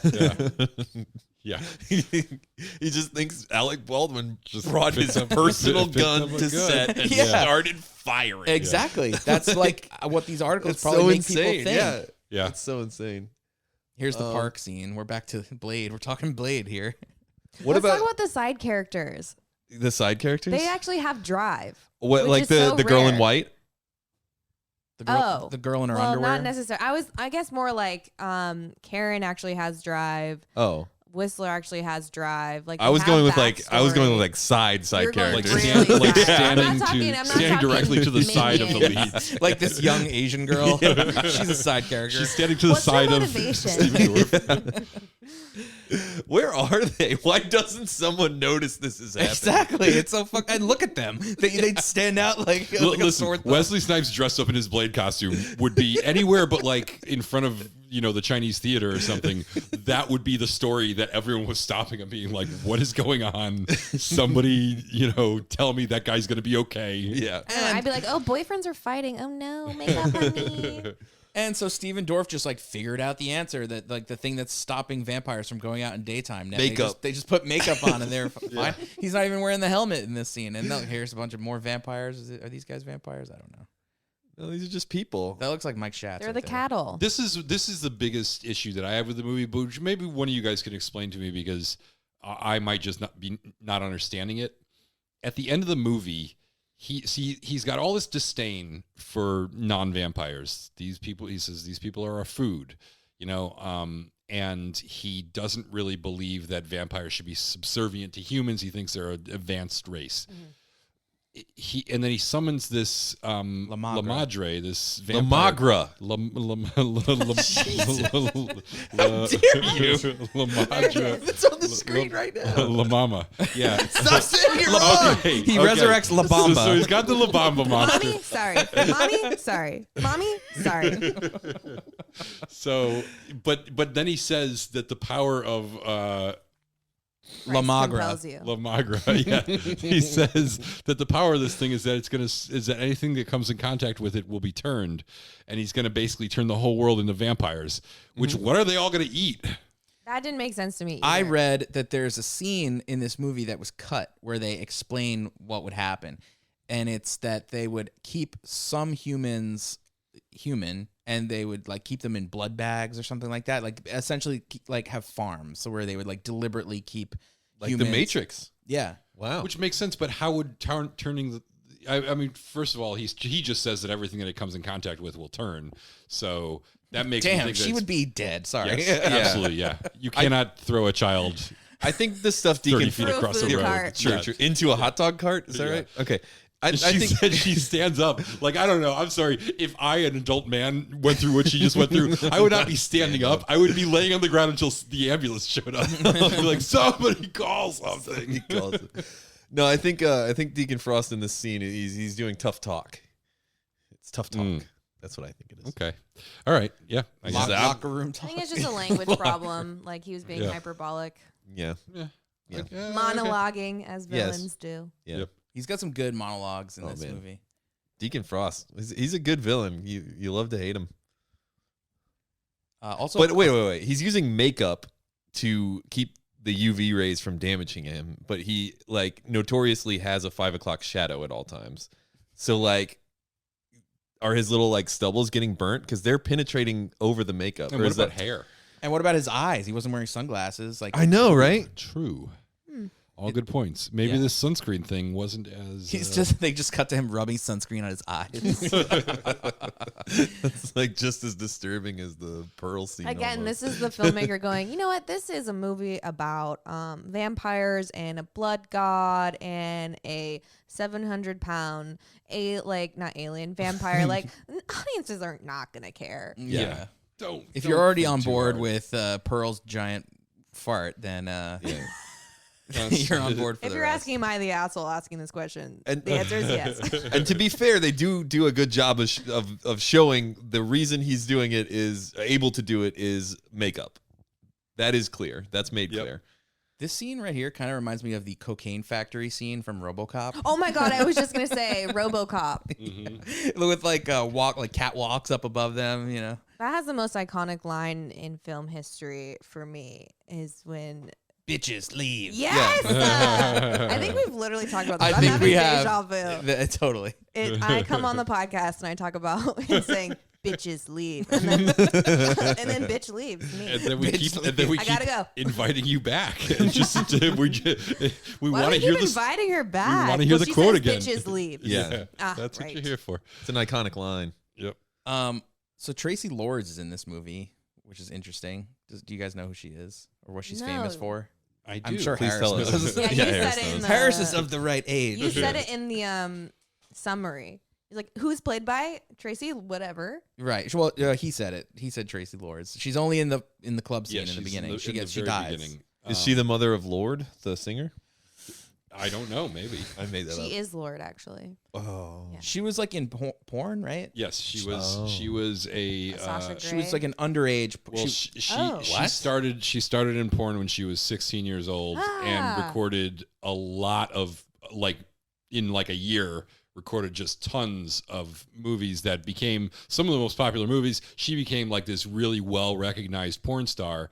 I think her porn career only lasted like a couple of years. I think but then it came out that she was 16 years right, old, and everyone then was yeah, like, then later everyone was Ew. like, "Oh, she's 16," but they had already sold, this is in the video cassette era, so they'd already that was just out there for like 2 years of her career doing this, and then she retired from that and actually had I think she's still in things sometimes every once in a Well, while.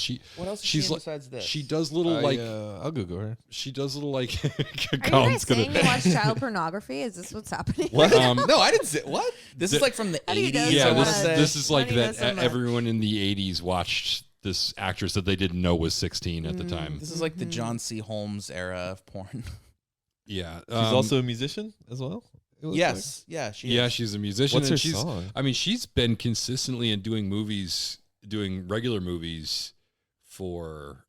I mean, she's in her Crybaby. Her last credit is like. And she's in 2021. So she's been and she's worked consistently throughout all like low budget stuff. Yeah. Mostly low budget. But she stuff. did a couple of big things. She's in Cry Baby, and a movie we mentioned earlier, Zach and Miri make a porno. Oh. She's in Serial Mom. I remember she had a big set of two John Waters movies, so maybe there's something Maybe to she's that. a consultant. I think on Zack John and Waters Miri. might have been the guy who like plucked her from. Yeah, that sounds about Pornography. right. Yeah. Wait, you Plus said from she's in porn. Serial Mom? Yes. Is that with Captain Crunch? I'm sorry, Captain. No. No, because he's not a mother. Get your puns right. Well, somebody's got to play. There's got to be other characters. I'm sorry. If there was a mother of like serial characters, is there one? They're all men, aren't they? Lucky Charms is a man. Men don't have mothers. Tony. No, I mean I'm saying who is the mother? Yeah, like Tony the Tiger is male, I think, right? Yeah. Tony. You think? it His could be name's Tony. Tio and I. Yeah. My name is Like- Chandler. like Tony you guys.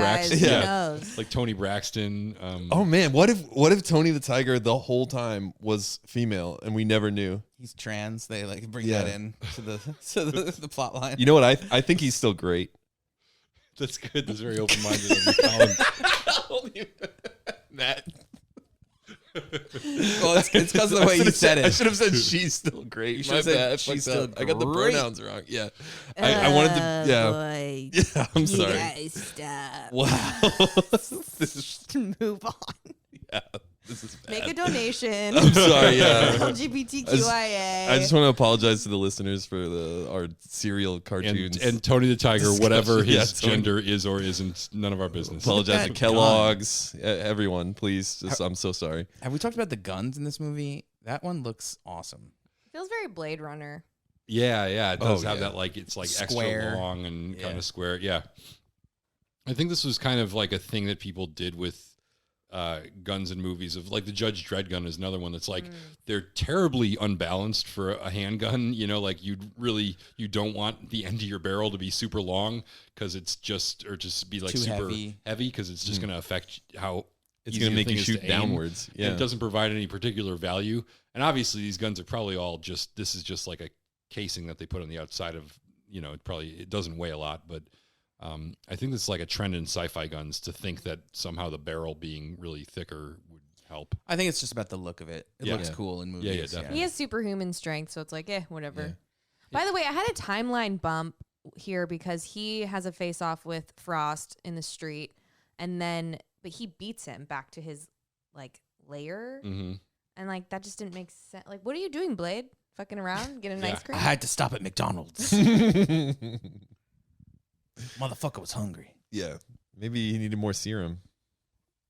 So wait, what is the plant? It's like, did they get something from the plant, or the plant is like purely just a symbol?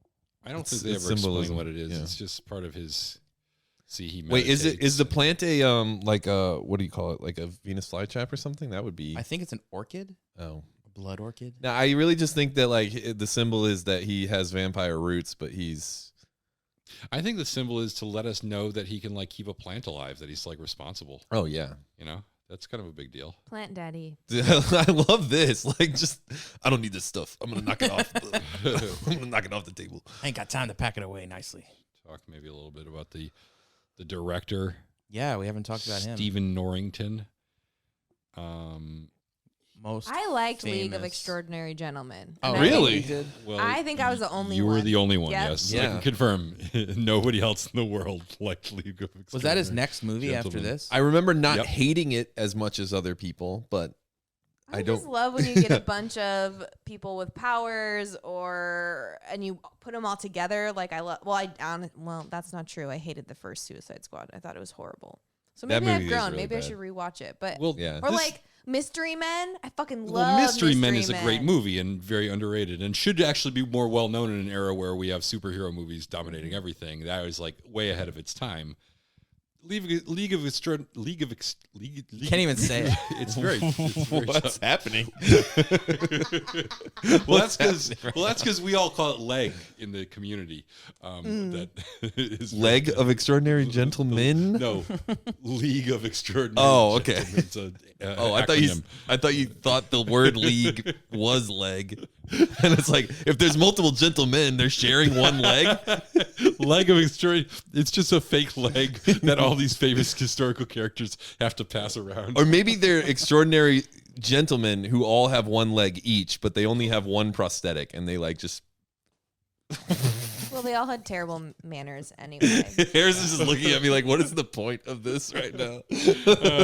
Anyways, I think the real sin of that movie is that it should be good. It's a great concept, and it's so cheesy and silly. I'm willing to forgive so much for a good concept. I think that my standards are so low because I'm like, you know what? This should be good. So in my mind, I'm going to make it that way. Also, Shane West is your lead. I don't know. Was that ever going to work? That was another person they tried to make a quote thing. Yep. And it was like, sorry, not going to happen. You never get Dr. Jekyll and Mr. Hyde in a movie. Like it's rare. It's more rare than you would think it would be for it's such a well-known character, you know? Because we're all Jekylls and Hydes. Mm-hmm. Well, I always identified it with it because I was really into like beakers and big like science bottles and stuff like, and the little tube that like makes the. And you have a split personality? I do. Uncontrollable rage. Uncontrollable rage.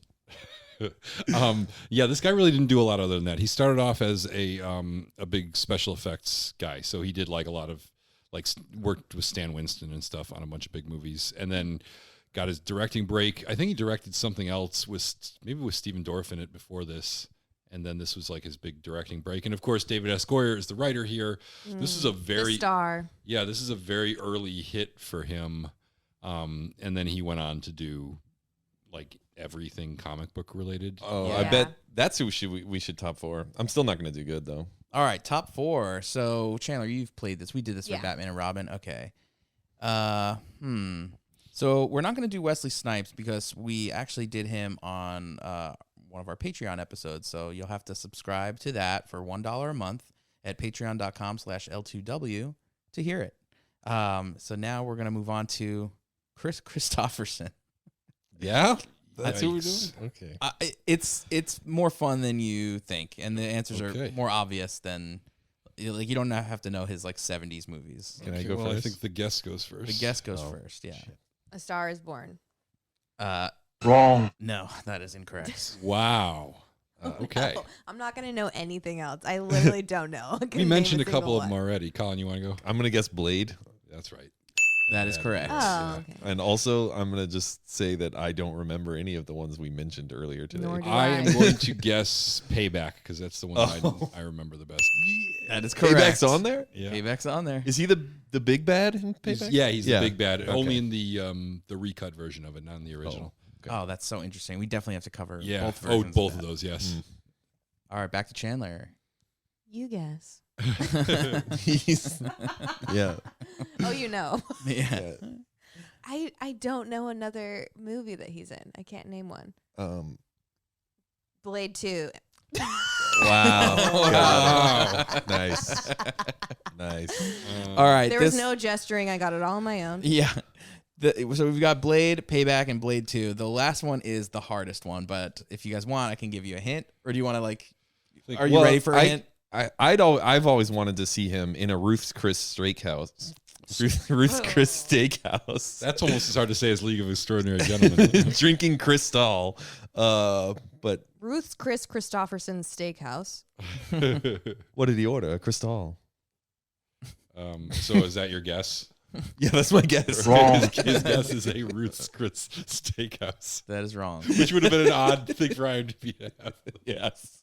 Wait, sorry. I love how Wesley Snipes keeps flashing back to a scene of his mother reaching out for him as an infant. Okay, but does that He's got mean vampire memory. Yeah, I was going to say, like, can you remember every single thing that's happened to you? If, like, you're born a vampire? Like, yeah. And this is, like, the other thing is, like, does she know about him? Has she seen him around? Because, like, does she know that Blade is her kid when they're all, like, because she recognizes him and says, Eric. Mm-hmm. Which, how does she even name him? She was literally dead when he was born. Right. Like, so how does she know what his name is? How does she recognize him? How does he recognize her? Maybe that's a name she picked for him. Wait, yeah, is his you can name pick the name before. His name might really be Eric, though. But then the mother dies in a horrible thing, and then the next of kin are like, On the way into the hospital, like right before dying, His she was name like, is "You're Eric. mauled by something." His Yeah. name is Eric. "Yeah, Definitely name him that Eric. that happens in Star Wars, isn't? Oh, yeah. Padme's dying, and she's like, "Oh, remember that their names are this and this Very for later specific, movies." I 'cause mean, the other movies won't work out if you. right? So stupid. Right? Isn't that how it happens in Star Wars? Yeah. Yes. So none of that makes sense. Wait, we still got a last. Yeah, all right. You So wanna you're give- ready for a you wanna hint? give me a I hint? think you guys need a hint for this. Okay. So apparently he is in a movie. It's from the mid 2000s. It is a thriller, and this movie doesn't exist. It's like a forgotten movie. Oh, this is an easy hint. It stars. I can tell you who the stars are, and that Great. you might still not even get it. It stars Adrian Brody. Okay. Oh, fuck. Oh, and Keira Knightley. Yep. What? Oh, that's something where he's like a voyeur and he sees her through a window or something. I can't remember what it was. I think I've actually seen this movie. Is it The Pianist? No. Wrong. It's Predators. something- I want to say The Fountain, but I know that's not it because that's the You got the Hugh first Jackman, word yeah. right. You got the first word right. jacket. The jacket. The jacket. It's The about- jacket. It's in reference to like a straight jacket, I think. I think Oh. we're seeing the being a few years older paying off there. Yeah. Uh-huh. That Yeah. was definitely a forgotten film. Totally forgotten. I was alive in the mid 2000s, so I would like to point that out. All right, that was top 4. I mean, we could try. I don't know. Donald Logue? No, there's no one else. This is kind of a. Oh, what about Dorf? Dorf. Is Dorf good? I just looked at it and it was not that good, but we could give it a shot. Oh, you know, he'd be good alongside Commander Worf from Dorf and Wharf. Dorf and Worf. Buddy cop comedy. Yes. All right. No, yeah, Worf's a lawyer, actually. This is too remember? difficult. Do you Oh want me to yeah. just, do you want me to just tell you? Procedural. It's definitely Blade. Yeah, Blade is one of them. I would guess that Sofia Coppola movie. Yeah, it is one of them too, somewhere. Cecil B. Demented. No. Oh, it's a John Waters indie film. The other two, one of them is a movie called Felon with Val Kilmer, it looks like. Ooh, I love Val. Did you guys watch that documentary? I did. I haven't seen it Holy yet. fucking shit. You guys have to watch it. Okay. It's so All right, good. Colin. Yeah, All right. it's really good. No, And the last movie was stay here, right? Don't go No, watch leave. it right now. Bitches leave. All right. Bitches leave. Bye. The last one was a movie called Immortals.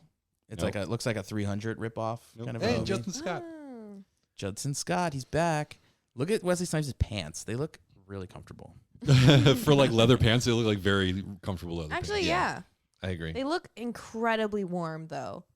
His Yep. boots look like a little bit like Skechers or something to me. When I sometimes. first went off to school, like to college, I randomly like fell in with some people that dressed a lot like Blade. What the No, I just knew this. I just knew a couple of people that it was like they weren't. You wouldn't call them goth because they weren't into the whole goth thing, but they definitely wore like leather pants just like that, and like boots, like heavy black boots, and like a lot of trench coats, a lot of. Were you know- like the lower end of that spectrum and that's why you wear all black all the time? I mean, I think there was like a hey, these people came up and like talked to me because they were like, oh, this will be a kindred spirit. You look like one of And us. I was like, boy, you guys dress weird. You look to be one of us, motherfucker. Yeah, you guys are wearing a lot of black. I'm not actually vampire. I just like to keep it simple. How many times does his arm get chopped off in this movie? one each, right? Yes. Yes. And I feel like that's a moment that like this movie could have used a little bit more of where like Steven Dorff is saying that he's going to chop Donald Logue's arm off and then he doesn't. He's like, just kidding. And it's like, there's like Donald Logue in this seems a little too goofy, but I kind of like when Steven Dorff and Blade, I'm just going to refer to Wesley Snipes by his character. I like when they're kind of like, you know, a little loose and not so, you know, serious. And I find it funny that Steven Dorff's character has basically risen up to like the second underboss when he clearly is comic relief. Like he's in charge Donald of all Logue, the you other mean. ones. Donald Logue, yeah. Fine. What did I say? Steven Dorff? yes. Oh. I could tell you're like not all there today, Colin. Oh my God! Come You on. keep having all Drink these your slips. coffee. I'm trying. But yeah, you're right. He's super incompetent and somehow he is the guy that Deacon Frost trusts. I love that there's to an run the gang. Orson Welles looking vampire guy. Yeah. Classic. There's like your classic Rastafarian guy with dreads. There's like an old Asian guy. Like they all.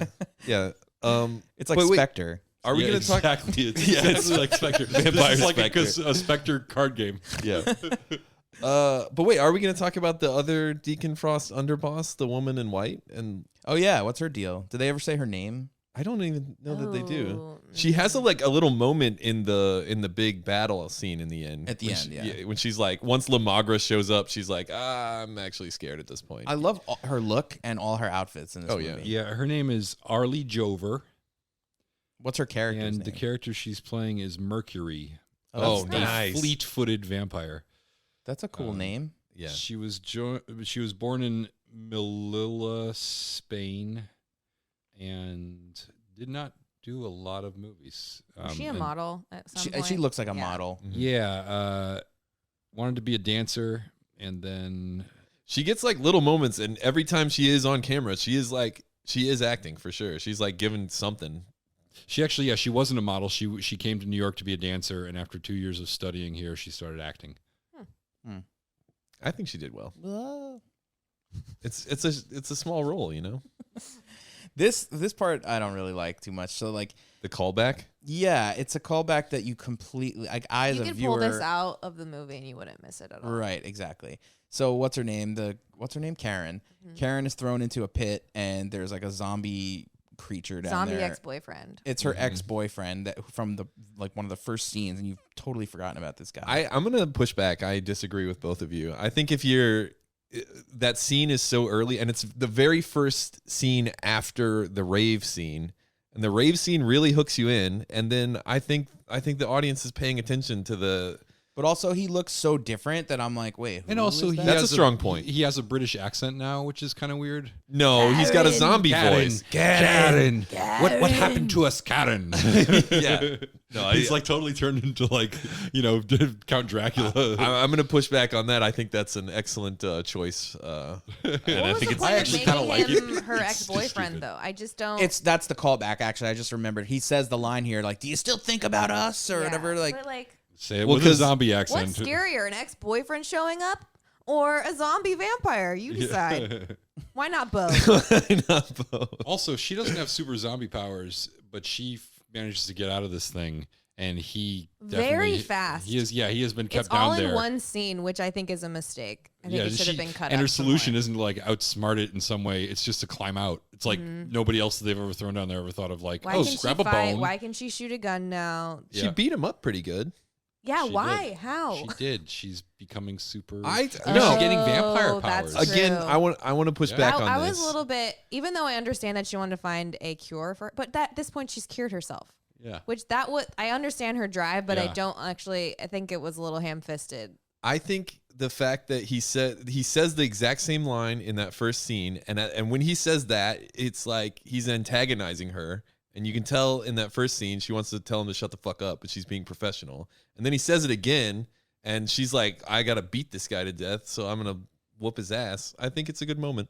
I'd like to point out that they didn't actually need to cut his T-shirt off to put him in this thing. He had short sleeves. It's I needed it. What about the wrist- pants? But I wrist and needed neck. it. I think Wesley Snipes probably insisted on it. He was like, I did not do all those crunches for me to have a shirt on. He's this like, whole I'm sorry, movie." you want me to wear how many layers? Yeah. yeah.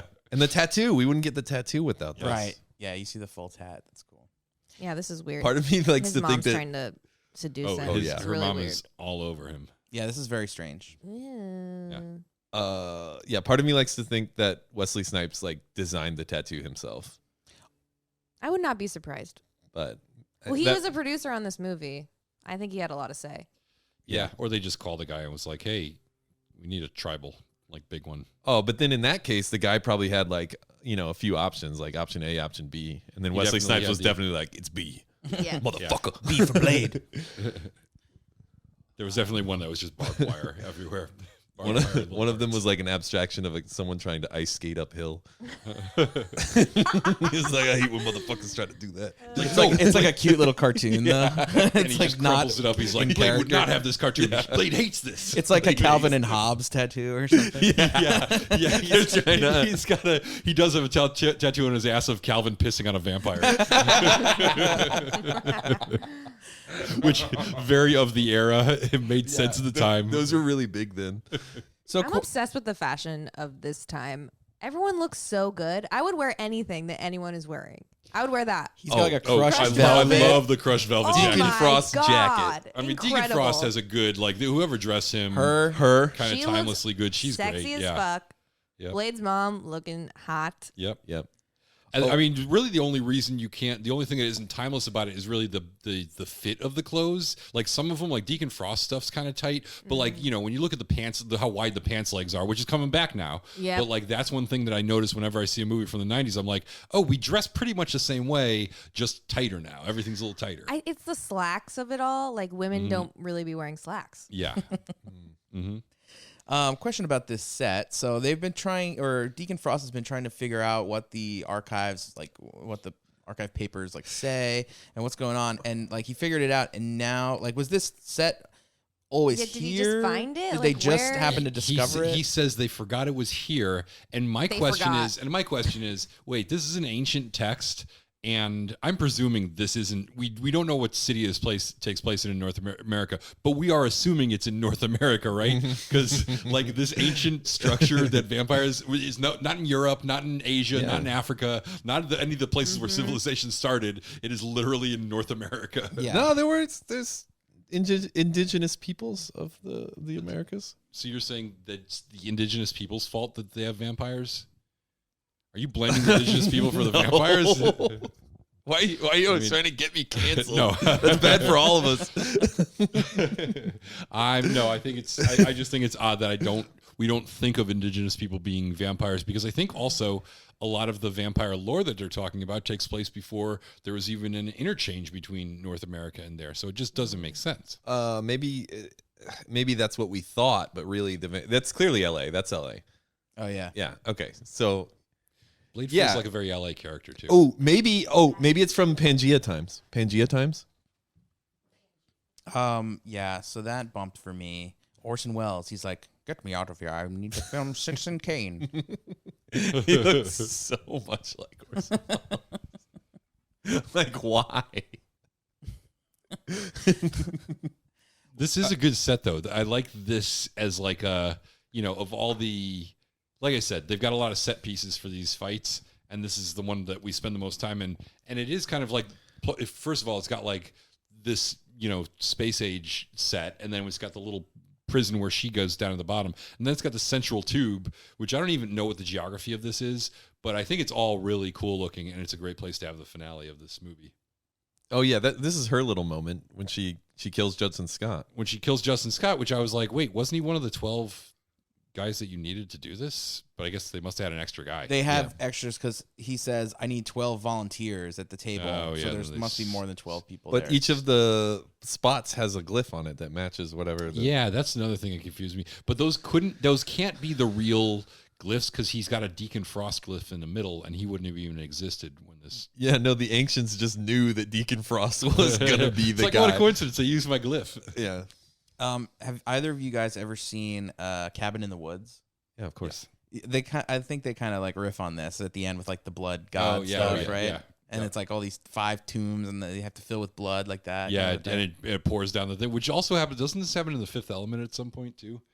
No, but this Fifth Element has like similar thing where there's like 4 things that I have feel to like do the something. oh yeah, that's right. That's what it is. But I feel like the blood going through little trenches is sort of a classic sacrifice trope now. In these Yeah, I'd kind be of interested to know if this was the first movie to do that, because I feel like this movie isn't as beloved as it probably should be.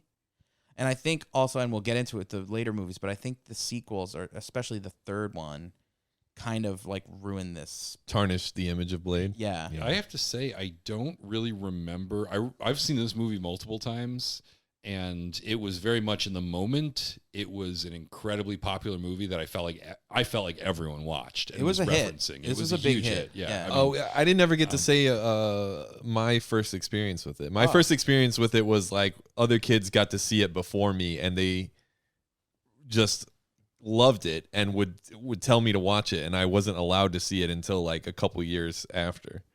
Yeah, it did very well. It made $131 million on a $45 million budget, so that's a bona fide hit. And I remember being like the anticipation for the sequel being very high. I don't think I ever saw either of the sequels more than once, and I barely remember them. But I remember liking the second one a lot and thinking it was like as good as the first. I saw the second one in the theater, Yeah. and I remember digging it. I remember the bad guys look really cool. Yeah, I'll be interesting to see how that one holds up, because this is what I remember of it, but I've actually seen this. And I've never seen the third one. So with this scene, are we going to talk about the I always orgasm? thought she was saying stop. And I was watching with She says, subtitles. "Don't She stop." says, "Don't stop." And I Yeah. was like, "Oh my like- god!" But they don't ever kiss She's like, or anything. give it to me. Yeah. Yeah. So this is. I was like, "Oh, this is like them having sex." yes, Quote unquote. this is like Well, the like sex scene in the movie. the way she's Yeah. playing it is like very Yeah. She's orgasm. into it. when she yells break me in half, and I was like, I don't know. I'll be like, "You fucked your mom." What? Okay. There's like a lot of erotic stuff. Do you think? It's like he's like when he yells, "You remind me of my mother" in the middle of it. It's so very, yeah, it's clearly sex. Harris, do you think the Orson Welles guy is watching this happen? He's like, oh, this is a bit of a touch of evil. Good job. Anything that elicits that many groans afterwards. Yeah. Just We don't- exhausted, disinterested He's just groans. coming. Yeah, right we there. don't want Yeah, to. we saw his O face there. What's It's weird, definitely though, sex. is like Blade is actually not a sexual character at all. Yeah, he's too. He Like, hates everyone vampires too around much. him is like very sexual and sexy. Even Whistler like fucked. Like he had a daughter and a wife. Yep. Yeah. I won't say which one he fucked, but like he's the only one that's like doesn't really seem interested in He's anything got like that. even being like that, he's got like a lot of shame going on. Like he's ashamed that he does need to eat the blood, like Yeah. in general. But he got into it for that sexual scene where he just ate her blood. Yeah, we're also seeing a lot of that bad CGI blood showing up. Oh yeah, the bad CGI is the worst. Oh my god, Yeah. the lightning. Ugh. I mean, comparatively, Oh, that looks the cool, though. lightning looks okay. It could be a lot worse. That's It's a little Ghostbusters-y, even though this came out. Oh you my know, god. much later. Yes. It's impressive how like watchable it is considering how bad the CGI is. Yeah. Like The blood is the only thing really. Even the guys exploding when he kills him and stuff doesn't really bump for me as much as just the blood coagulating and moving around. and Yeah. Is it whatever. better or worse than the blood from Star Trek VI, The Undiscovered Country? Oh my. it's this same. is- Same. Yeah, No, this guy's, at least they this got the is same the blood right guy. color. Yeah, Yeah. that's right, true. right. That's true. The part when he cuts him in half and like Why is his mom like a fucking saber tooth though? Yeah, I don't get why. That the saber tooth is what she used to climb out of the pit. Oh. It's not a saber tooth; it's like a bone. no, it's like why a, is she No, why acting is she like, all of a like sudden- a monster? Yeah, why is her Wolverine's fighting greatest style? foe. Yeah, why is her Yeah. fighting style Sabretooth? Also, why is this woman who Blade just drank like half her blood? She's Oh, like, yeah. she's fine. She like Doesn't- shakes it off. Doesn't even faint Yeah. like at all. I need a nap after. But What did she inject herself with though? Like it was something with anemia. So like, is she already anemic, or is she like? Do you know what I'm saying? like it feels like she'd be the worst person to take a bunch of blood from right Yeah. now. Either. Well, that's the thing. It's like, it's either she's the worst or the best. So I'm trying to think Like logically. maybe she had too much blood. She's Oh, like, yeah, win, that win. looks bad. This That's this horrible. oh my god, It's so bad. Flying skulls.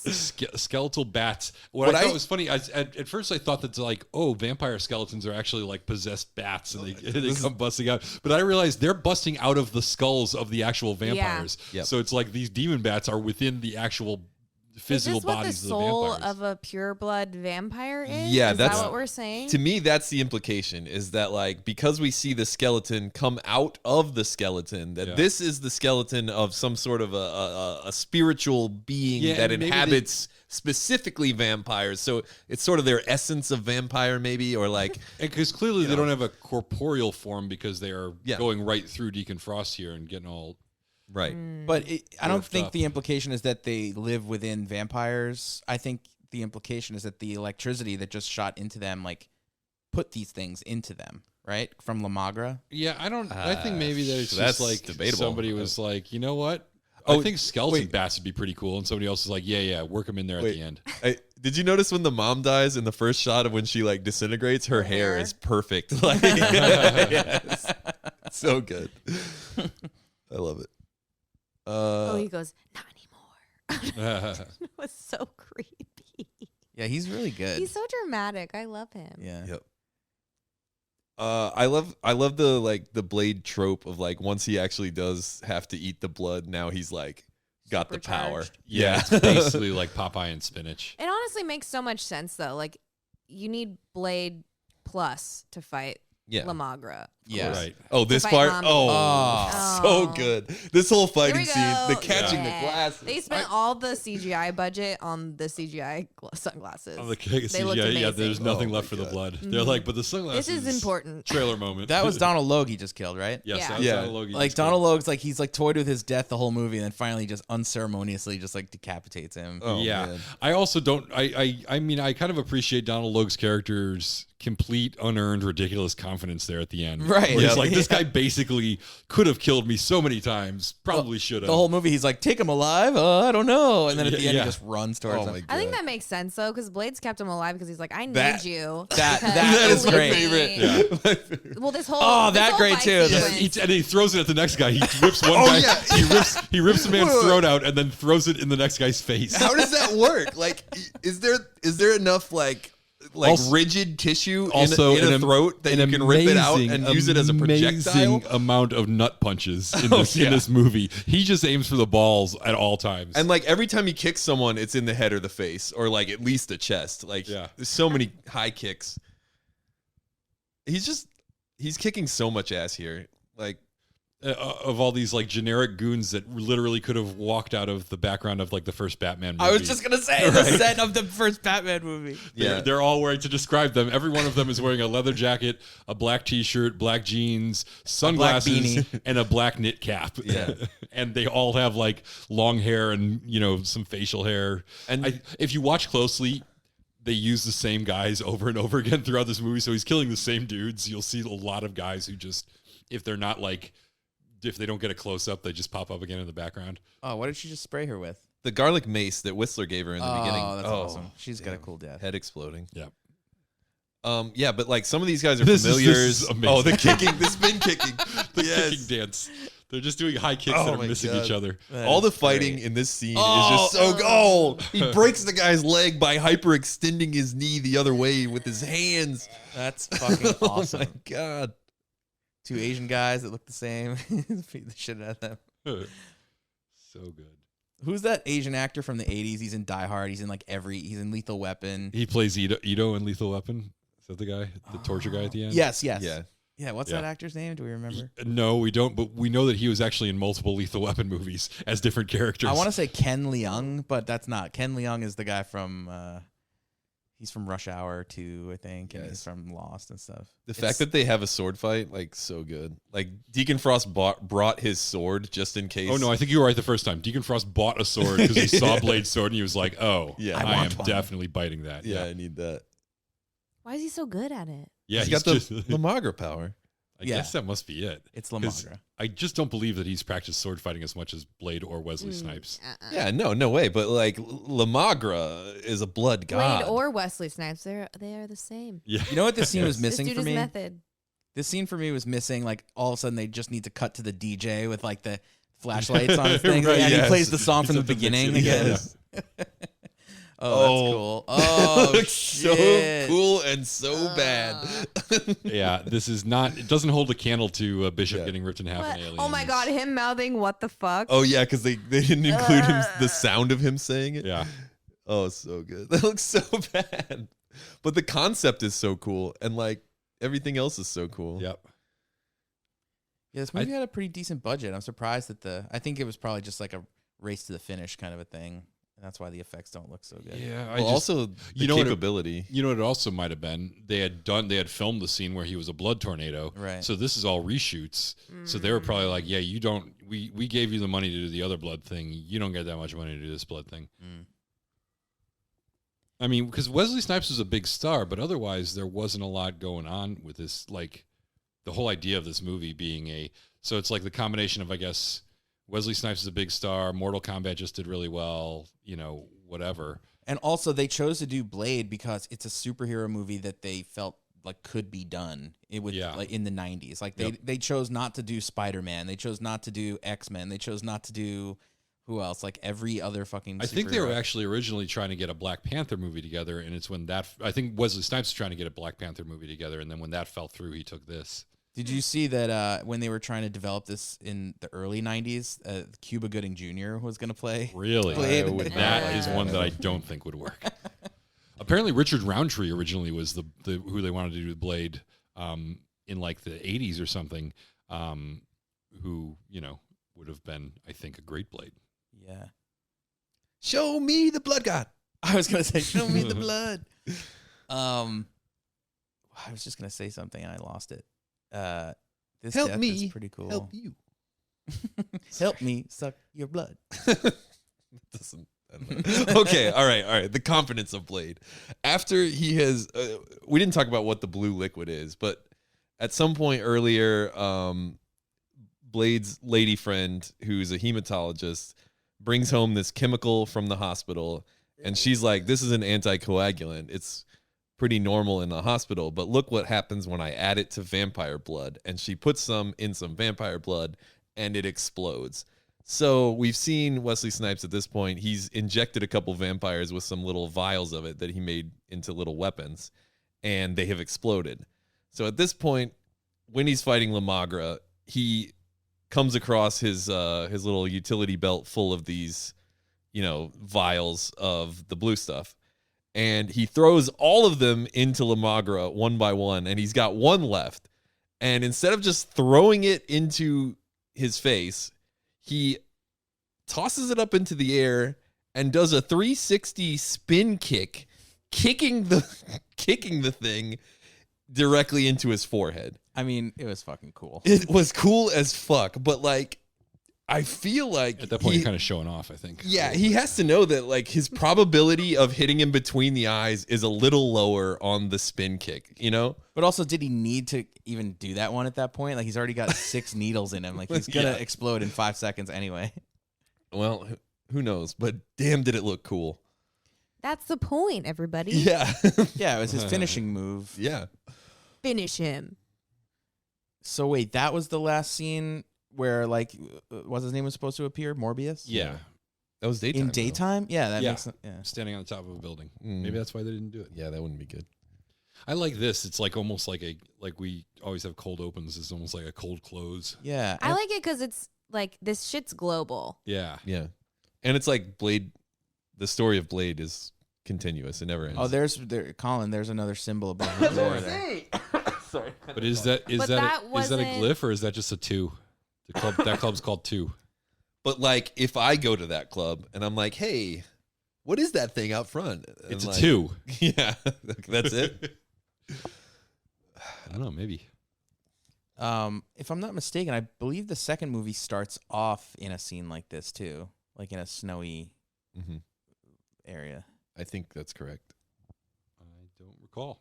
What is he looking at here? We'll find I out. love that he knows Russian.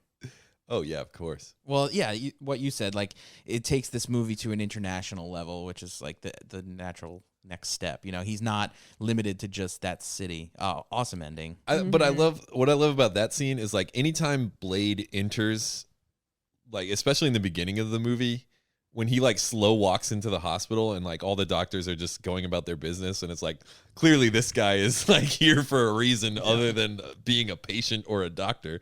You couldn't be more suspicious looking than Wesley Snipes dressed up as but Blade. Every time he enters a scene, it's like a real entrance. And to do that for this scene, he's just like looking at the ground while everyone clearly sees him. Yeah. Like, I mean, he's this ripped dude with a sword on his back. He's not going to blend in, and yet somehow he always happens to be just standing there.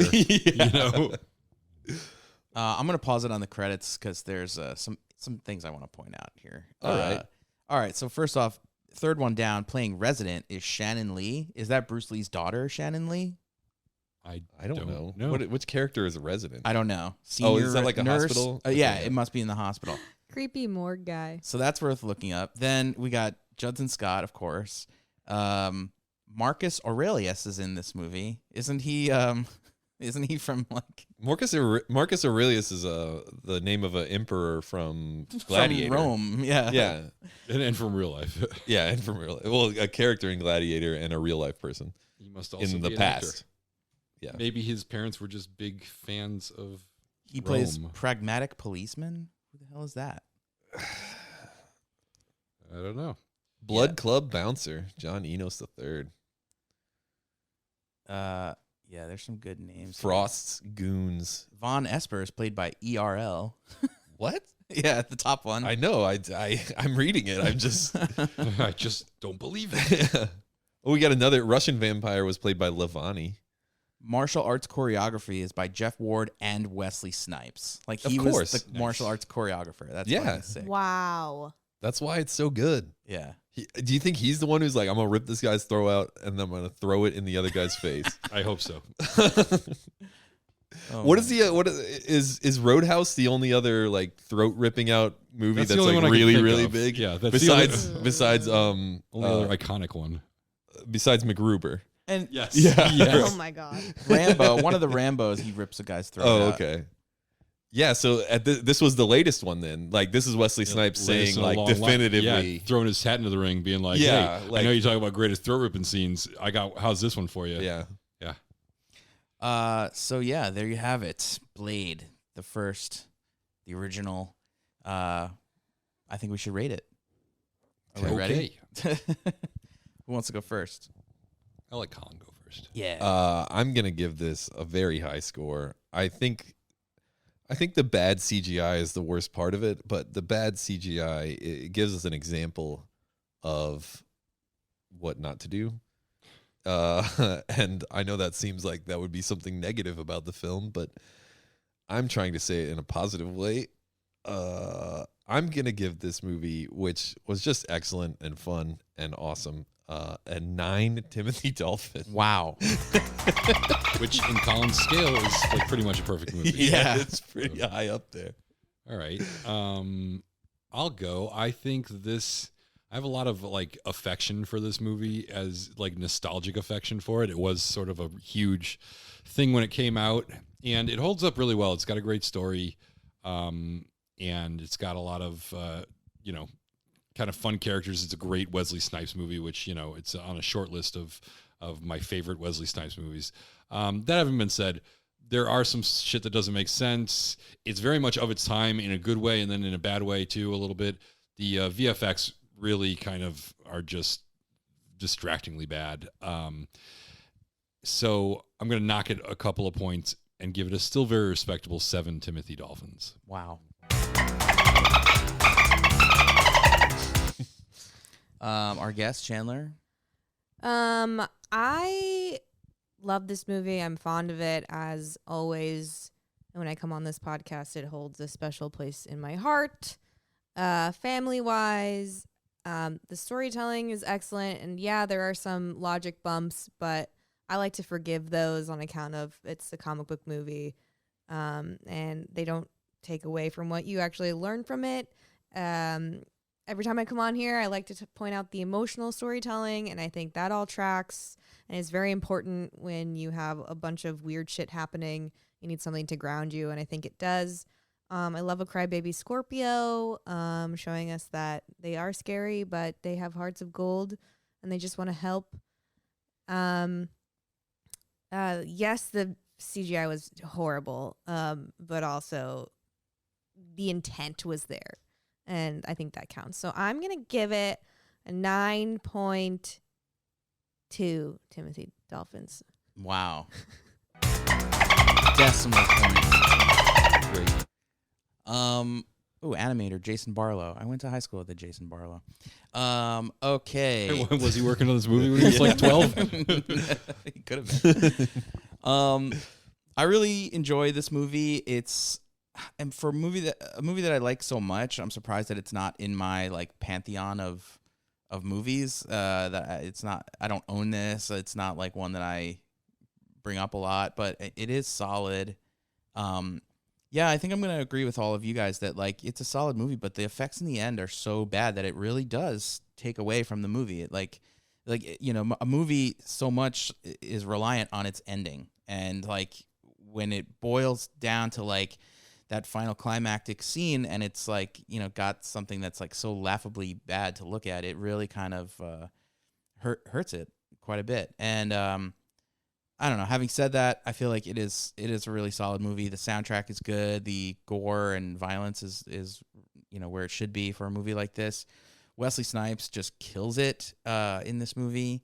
Whistler's cool. Like, there's so much going for this movie. It's really unfortunate that the ending is kind of squandered in that way. But I'm gonna give this a respectable 7 Timothy Dolphins. So 8 Timothy Dolphin average, very solid first movie. It's a little bit more than 8 because Chandler did give a 9.2. Oh, you're right. Yes. Yeah. 0.2 for So obviously all the iconic quotes too. Yes. Yes. We forgot to mention motherfuckers always be skating uphill. Or Catch you fuckers at a bad time. Yeah. What was the first one? Is when they shoot him and he's he's like, motherfucker, you must have lost your damn mind. you must have lost your damn mind. Yeah. So obviously licensing this one to watch for sure. I wanted to say this earlier. I'll just say it real quick. I went to the Palm Springs Film Festival a couple years ago, and there's like a market room where they are like selling movies, and there's like little viewers, and you can go in and like watch movies on DVDs and stuff. This was a couple years ago, and all I remember is when I went in there was like very few people in the room, and one guy was just like sitting in a chair like at a table in the middle of the room just chilling, and it was Udo Kier. And I just remember thinking like, this motherfucker's from Blade.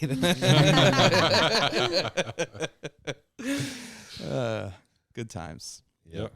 All right, guys. Chandler, thanks so much for once again being our guest. That you're gonna reach the 5 Timers Club next time. Whoa! I hope I get a jacket. You get a jacket. No, thanks for having me. It's always really fun to just You hang out get and a talk about DVD stuff I copy like. of The Jacket with Adrian Brody. Anything but that. Hope you like Keira Knightley. Holy crap! I can't believe I even remembered that. That was a That was great good call. I blacked it out already, so thanks. Do you have anything cool going on that you want to talk about, or like just want to throw out your social media stuff as per usual? As always, I'm at Smidiot on Instagram, and on Twitter I'm at Wordsmith. Courtesy of my brilliant friend L, who took Wordsmith and turned it into Wordsmith, my last name. That's very cool. Love Could also her. do blacksmith, but maybe that won't fly in today's culture. Well, the appropriation today.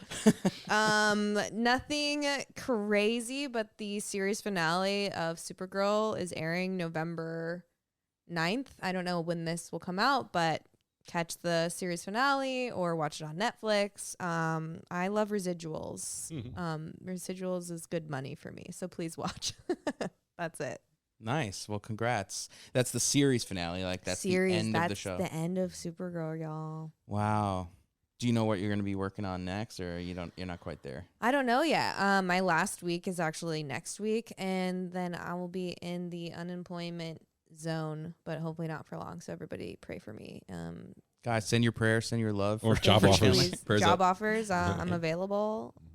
Or dollars. Just send her money. I also will start a GoFundMe just to take care of my dog. My dog deserves the world. Nice. Cool. Well, yeah, thanks again, and we'll have you back soon, I'm sure, to be the closer or the opener now. Now that we know you can do both. Yeah. I'm What- crushing it. One thing's for sure, we'll never have you on a middle episode. Yeah, that's what I was going to don't insult me. That's where we bury the dead weight. Next week is Carl Tart. No. Great. Do we have anything else to say? I got nothing to add. Great.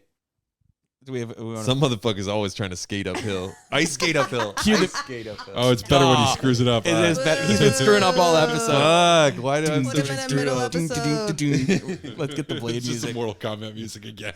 We play the wrong music. Mortal Kombat. Oh, sorry. La la la bamba.